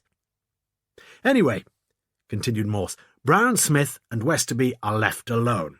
And when Westerby gradually comes round, with a splitting headache, I should think, he finds his age-long antagonist sitting on the bed beside him. And they talk, and no doubt soon they have a blazing row, and Browne Smith's got his old army revolver with him. And yet, Lewis... He doesn't use it? Added Lewis in a very quiet voice. No. Instead, they stay there talking together for a long, long time. And finally they bring one of the Gilbert brothers in, and at that point the road is twisting again to take us forward on the third and final mile. Morse finished his coffee and held out the plastic cup. I enjoyed that, Lewis. Little more sugar this time, perhaps. Monday, the 4th of August. It was with growing impatience that Lewis waited from 8:15 a.m. onwards. At 9 a.m. there was still no sign of Morse, and for the umpteenth time Lewis found himself thinking about the astonishing fact that, of the 4 dubiously associated and oddly assorted men who'd played their parts in the case, not one of them could now lay the slightest claim to be mistaken for the corpse that still lay in Max's deep refrigeration unit. Browne Smith had died of a brain hemorrhage beside a railway track. Westerby had been strangled to death in a cheap hotel near Paddington. Alfred Gilbert had been found murdered in a room a couple of floors above Westerby's flat in Cambridge Way, and Albert Gilbert had thrown himself from a 7th-storey window in Berrywood Court. So the same old questions still remained unanswered, and the simple truth was that they were running out of bodies. Morse finally arrived just before 9:45 a.m., his lower lip caked with blood. "Sorry to be late, just had her out, hardly felt a thing. Decayed beyond redemption, that's what the little fellow said." He sat down expansively in his chair. "Well, Lewis, while you were off gallivanting in London, I called in to see your pal at the examination schools, and I asked him what he thought were the potential areas for any crooked dealings in this whole business of the final lists. First, of course, there's the possibility of someone paying to get results ahead of the proper time. And if there's some undergraduate who's nearly up to the first-class honours bracket, he's put forward for a viva voce examination. Now, our budding first would be an even shorter odds favourite if he knew the name of the man who was going to viva him. He could soon find out this fella's hobby horses, read his books, have a fair idea of what he might be asked. Which leads on to the final consideration. If he did know exactly who it was, there'd always be the potential for a bit of bribery in return for that glowing recommendation for a first. The whole process is full of loopholes." Lewis nodded, and Morse continued, "Then we found a corpse with a great big question mark on the label round its neck. It hadn't got a neck, sir. That's true. And there isn't a question mark any longer. Patience, Lewis. But we had the letter to go on. If we hadn't had a line on things to start with, the whole thing would have been a load of gobbledygook. I wouldn't have made anything of it, anyway. Don't underestimate yourself, Lewis. Let me do it for you. What about that blood donor business? Now, if you've been a donor for a good many years, you get a lot of little tiny marks. As a matter of fact, I got my gold badge last year for 50 times. Oh. Do you know what age you have to pack up giving blood? No. Don't you read any of the literature? It's 65. Lewis let the information sink in. You mean that Browne Smith wouldn't have been on the current records? Nor Westerby. They were both over 65. Yes. I should have looked in the old records. I've already checked. Browne Smith was a donor until a couple of years ago. Westerby never. He'd had jaundice. But the body wasn't Browne Smith's. No? Morse smiled. Whose was it, then? But Lewis shook his head. I'm just here to listen, sir. All right, let's start at the beginning. George Westerby is just finishing his stint at Lonsdale. He's looking for a place in London, and he finds one and buys it. The estate agent tells him that all the removals from Oxford can easily be arranged, and that suits Westerby fine. He's got 2 places, his rooms in Lonsdale and his little weekend cottage out at Thrupp. So, removals anywhere come onto the scene, and the supremely important moment in the case arrives. Bert Gilbert notices the name opposite Westerby's rooms on T staircase, the name of Dr. O.M.A. Browne Smith, the name of the man who'd been responsible for his younger brother's death. Now, very soon after this point, we get a switch of brothers. Bert reports his extraordinary finding to his brother, and it's Alfred, by general consent the abler of the two, who now takes over. He devises a plan that makes it ridiculously easy for Browne Smith to go along with things. He writes a letter on Westerby's typewriter inviting Browne Smith to do him a small favour. This offer, as we know, was taken up, and off Browne Smith goes to London. But we also know, because he told us, that Browne Smith played his own cards with equal cunning, and in the end Gilbert's plan misfired. Gilbert came into the room to find that Browne Smith wasn't unconscious as he'd expected. So they talked, and it wasn't long before Gilbert discovered that far from being killed in action, his younger brother John had shot himself the night before El Alamein, and one of the few people who knew all this was Browne Smith, John Gilbert's platoon officer. So when the whole story was out at last, there couldn't have been much wind left in the Gilberts' sails, because it was quite clear to them that Browne Smith hadn't the slightest responsibility for their brother's death. Now at that point, everything could have been over, Lewis. And if it had been, certainly 4 of the 5 people who've died in this case would still be alive. But, yes, Lewis understood all this. It seemed simpler, though, now that Morse had put it into words. But then, he said quietly, Browne Smith saw the chance to duplicate. Replicate. That's the word I'd use, Lewis. To replicate the process with Westerby. That's it. That's the end of the first mile. And we're soon going to start on the second.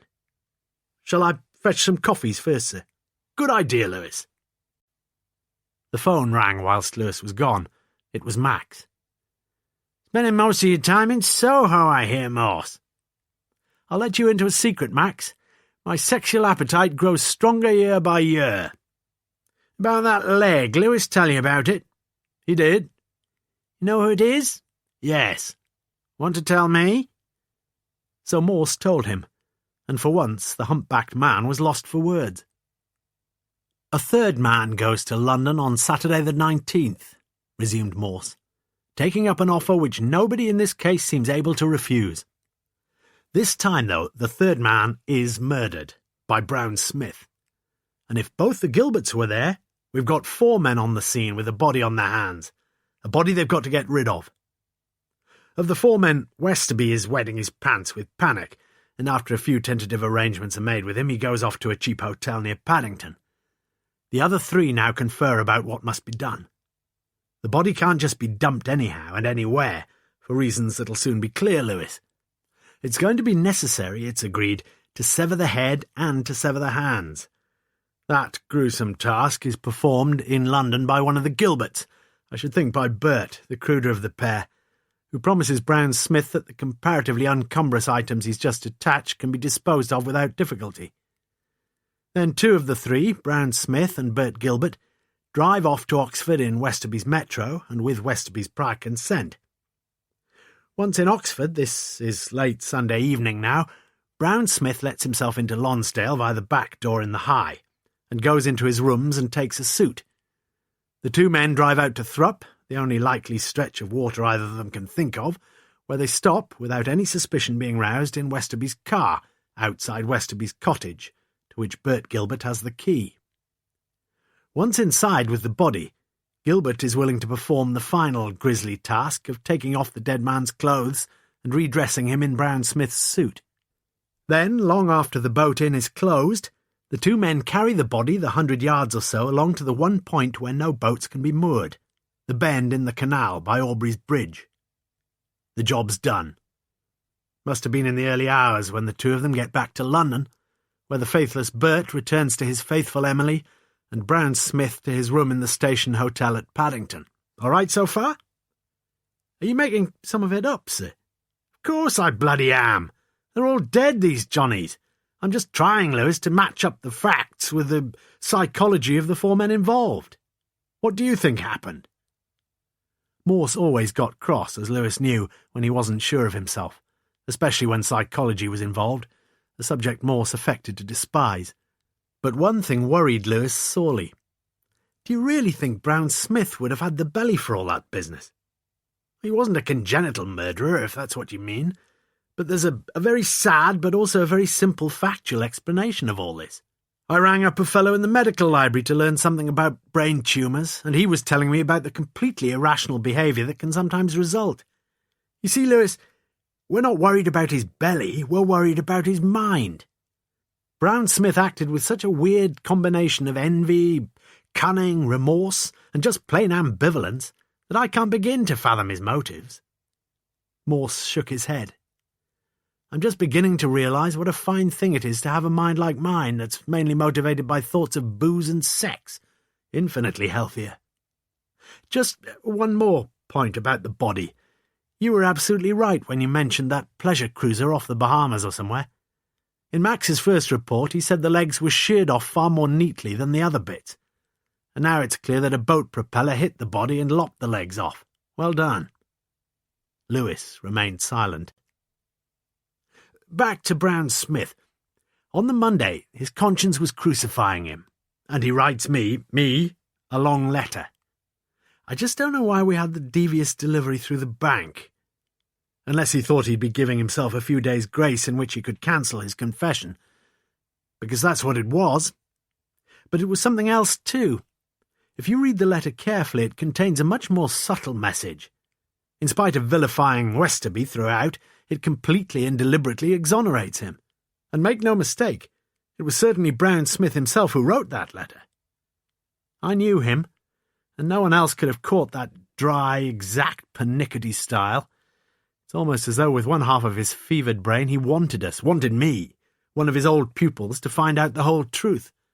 And yet at the same time the other half of his brain was trying to stop us all the time, with those messages and cards. I don't know, Lewis. I think the psychologists have a word for that sort of thing, ventured Lewis. Well, we won't bother about that, will we? Where was I, Lewis? Ah, yes, the manager of the Flamenco, Lewis, has a wife called Raquel. When I got there, he tipped her the wink that something was seriously askew, and she made an urgent phone call to Mr. Sullivan, alias Alfred Gilbert, who in turn told her that whatever happened, they'd got to keep me in the place for a while. Why? Clearly because there was something that had to be done quickly before I turned up in Cambridge Way. The Gilberts, you see, were already collecting their pickings from Browne Smith, but not as yet from Westerby. And so to remind Westerby that he was still up to his neck in hot water too, they decided on a most appropriate niche for a corpse's head. That space in one of Westerby's crates where another head had originally nestled. It was imperative, therefore, that one of the Gilberts, Alfred, as it turned out, should go and clear away the damning evidence waiting in Westerby's flat. But later that same morning, Westerby himself decided that it was reasonably safe now for him to return to his flat, and the first thing he saw there was the head of Mercator on the mantelpiece, and he suspected the grim truth immediately, which is more than I did, Lewis. When Alfred Gilbert let himself in, Westerby was probably just opening the fateful crate, and somehow Westerby killed him. Oh, sir, that's not good enough. How did he do it, and why should he need to do it? They were both accomplices, surely. Morse nodded. Yes, they were, but just think a minute, Lewis. Alfred Gilbert is in a frenetic rush to reach Cambridge Way. He knows the police will find what he himself and his brother have left there, almost certainly with the intention of some future blackmail. So he lets himself into the flat, never expecting to find Westerby there, and never, I suspect, actually seeing him anyway. Westerby's got his hearing aid plugged in, and when he hears the scrape of the key in the lock, he beats a retreat into the bathroom, where he watches the intruder through the partially opened door. Now, Westerby himself hasn't the faintest idea that the police are on their way, has he? And instead of Gilbert getting rid of the murdered man's head, that same head is resting even now in one of his own crates. He's just found it. I think he sees in a flash how crude, how indescribably callous his so-called accomplice has been. He sees Gilbert walking straight over to the crate, and at that point he knows who it is who's been plotting to implicate him further, doubtless for even more money in this tragic and increasingly hopeless mess. He feels in his soul a savage compulsion to rid himself of that fiend who's kneeling over the crate, and he creeps back into the room, and with all the force he can muster, he stabs his screwdriver between those shoulder blades. Then, well, I can only guess that Westerby must have dragged him into the bathroom straight away, because while there were no bloodstains on the carpet, the bathroom floor had only just been cleaned. Next, using the bunch of keys he found in Gilbert's pocket, Westerby took the body up in the lift to the top-floor flat, a flat he knew was still vacant. He locked away the body in a cupboard there, then went down again, cleaned up his own flat, and heard, at last, someone ringing the main doorbell. Me. And answered it. Why, Lewis? Unless he'd previously arranged to meet someone in Cambridge Way. And the only man he'd have been anxious to meet at that point is the one man he'd been avoiding like the plague for the last 5 years of his life, Browne Smith. But instead, he finds me. and he now gives the performance of his life, impersonating a concierge called Hoskins. I ought to have seen through the deception earlier, though. Certainly I ought to have read the signs more intelligently when one of the tenants turned around and stared so curiously at me. But it wasn't just me. He was staring at two strangers. During that same lunchtime, Alfred Gilbert had left a message for his brother, and now it was Bert Gilbert who got round to Cambridge Way as quickly as he could. There, I'm almost sure of it, he met Browne Smith, and Browne Smith told Bert Gilbert that he'd seen me go in, admitted by Westerby. He had no key, so the two of them agreed to split up, with Browne Smith watching the front and Bert Gilbert the back. What happened then? Gilbert saw Westerby leave, so he went round to tell Browne Smith, and both of them were very puzzled and very frightened. I was still in there, and so was Alfred Gilbert. They knew something had gone terribly wrong. Later, of course, they both learned of the murder of Alfred Gilbert, and they both drew the same conclusion. In the days that followed, Gilbert must have watched and waited, because he knew that it would now be imperative for Westerby to return to the flat to find out whether the police had discovered those objects hidden in the relidded crate. When Westerby finally risked his expedition, Gilbert made no attempt to abort the mission, because it was just as valuable for himself as for Westerby. He followed his quarry back from the flat to Paddington. For all I know, he might even have followed him into the gents where the London lads found the corpse's hands. But then Gilbert stopped tailing Westerby, and went along to that nearby hotel, where he found an easy access to Westerby's room, either by the fire escape or by the seldom-tenanted reception desk. After Westerby got back to his room, I'd like to bet that Westerby almost jumped out of his wilting wits when he found himself confronted by the man he thought he'd killed. You see, I doubt if at any stage Westerby was aware that there were two Gilberts, even less that they were still extraordinarily alike in physical appearance. Whatever the truth of that may be, Westerby was strangled in his room, and the long and tragic sequence of events has almost run its Aeschylean course. Not quite, though. Browne Smith has now decided that things had gone far too far, and I vaguely suspect that he was on his way to see me last Saturday. At least we've got the evidence of the ticket collector that Browne Smith had some very urgent business here in Oxford. Pity. But perhaps it was for the best, Lewis. Then the same Saturday, Bert Gilbert went home and found, as the police found, a note from his wife Emily saying that she'd left him. And Bert Gilbert, without any doubt the bravest of the three brothers, now faced both the fear of discovery and the knowledge of failure. So he opened his 7th-floor window and he jumped, poor sod. After a moment's contemplation, "Are the pubs open yet?" Morse asked. "As always, sir, I think you know the answers to your own questions better than I do." "Well, there will be, I should think, by the time we get to Thrupp. Yes, we're going to have a quiet little drink together, my old friend, at the end of yet another case." "But you haven't told me yet." "You're quite right. There's one big central jigsaw piece that's missing, isn't there?" In normal circumstances, thought Lewis, Morse would have looked a good deal happier as he mumbled cheers before burying his nose in the froth, but there was a sombre expression in the chief's face. "If this case ever comes to court, Lewis, there'll be several crucial witnesses, but the most important of all of them will be the man who tries to tell the judge about the power of hatred that can spring from thwarted ambition. And there were two men in Lonsdale College who had exemplified that terrible hatred for many years. The particular reason for their hatred was an unusual one, perhaps, but also an extremely simple one. Each of them had failed to be elected to the mastership of Lonsdale, the position they'd both craved. Now, as we found out, the college rules require a minimum of 6 of the 8 votes available to be cast in favour of any candidate, and not a single vote against. So a man would be elected with 6 votes in his favour and 2 abstentions, but not with 1 abstention and 1 against. Which, in Browne Smith's case, is exactly what happened. Again, in Westerby's case, it's exactly what happened. So you hardly need to be a roaring genius to come up with the explanation that Westerby had probably voted against Browne Smith and Browne Smith against Westerby. Hence the mutual simmering hatred of those 2 senior fellows.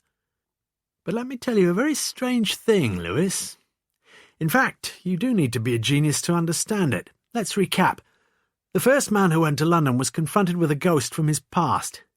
The ghost of cowardice in war. But it was the wrong ghost that the Gilbert brothers conjured up that day, because Browne Smith had nothing whatsoever to do with the death of their younger brother. Then a second man went to London. He too was confronted with the wrong ghost from his own past. Westerby had not voted against Browne Smith, he'd abstained. And in turn, Westerby learned that Browne Smith had not cast the solitary vote against his own election. He too had abstained. Yet someone had voted against each of them. And as they spoke together that night in London, the blindingly obvious fact must have occurred to them, that it could well have been the same man in each case. And if it was, then they knew beyond any reasonable doubt exactly who that man must be. So we find a third man going to London to face his own particular ghost. This time, the right ghost. And soon, a man is found in the canal here. A man minus a very distinguished-looking head that was framed with a luxuriant crop of grey hair. A man minus the hands, particularly minus the little finger of his left hand, on which he wore the large onyx dress ring that he never took off, and which his murderers couldn't remove from his fleshy finger. A man, Lewis, who had voted against two of his colleagues in the last election for the mastership. A man, the man, who by his own machinations had finally been adopted as a compromise third-choice candidate and duly elected. The man whose own ambition was even greater than that of his other colleagues, and his practical cunning infinitely more so. The same man who at the beginning of the case invited me to try to find out what had happened to Browne Smith, not because he was worried, but because it was his duty as head of house. Yes, Lewis, the man we found in the water here was the Master of Lonsdale. At the end of the Michaelmas term, it was no great surprise for Morse to hear that Andrews had been elected to the mastership of Lonsdale. The head of Gerardus Mercator, as indeed the whole of Westerby's estate, was bequeathed to the Fellows of Lonsdale, and that fine head is still to be seen in the arched recess on the east side of High Table. And what of that other fine head? It was finally found in the early March of the following year by two 12-year-old boys playing on a Gravesend rubbish tip. The notes of the pathologist who first examined the skull recorded signs of a massive hemorrhage in the chambers of the upper brain, doubtless caused by the bullet still embedded there. Later forensic tests were to show that this bullet had been fired from a .38 Webley pistol, the make of pistol issued to officers of the Royal Wiltshire Regiment serving in the desert in 1942.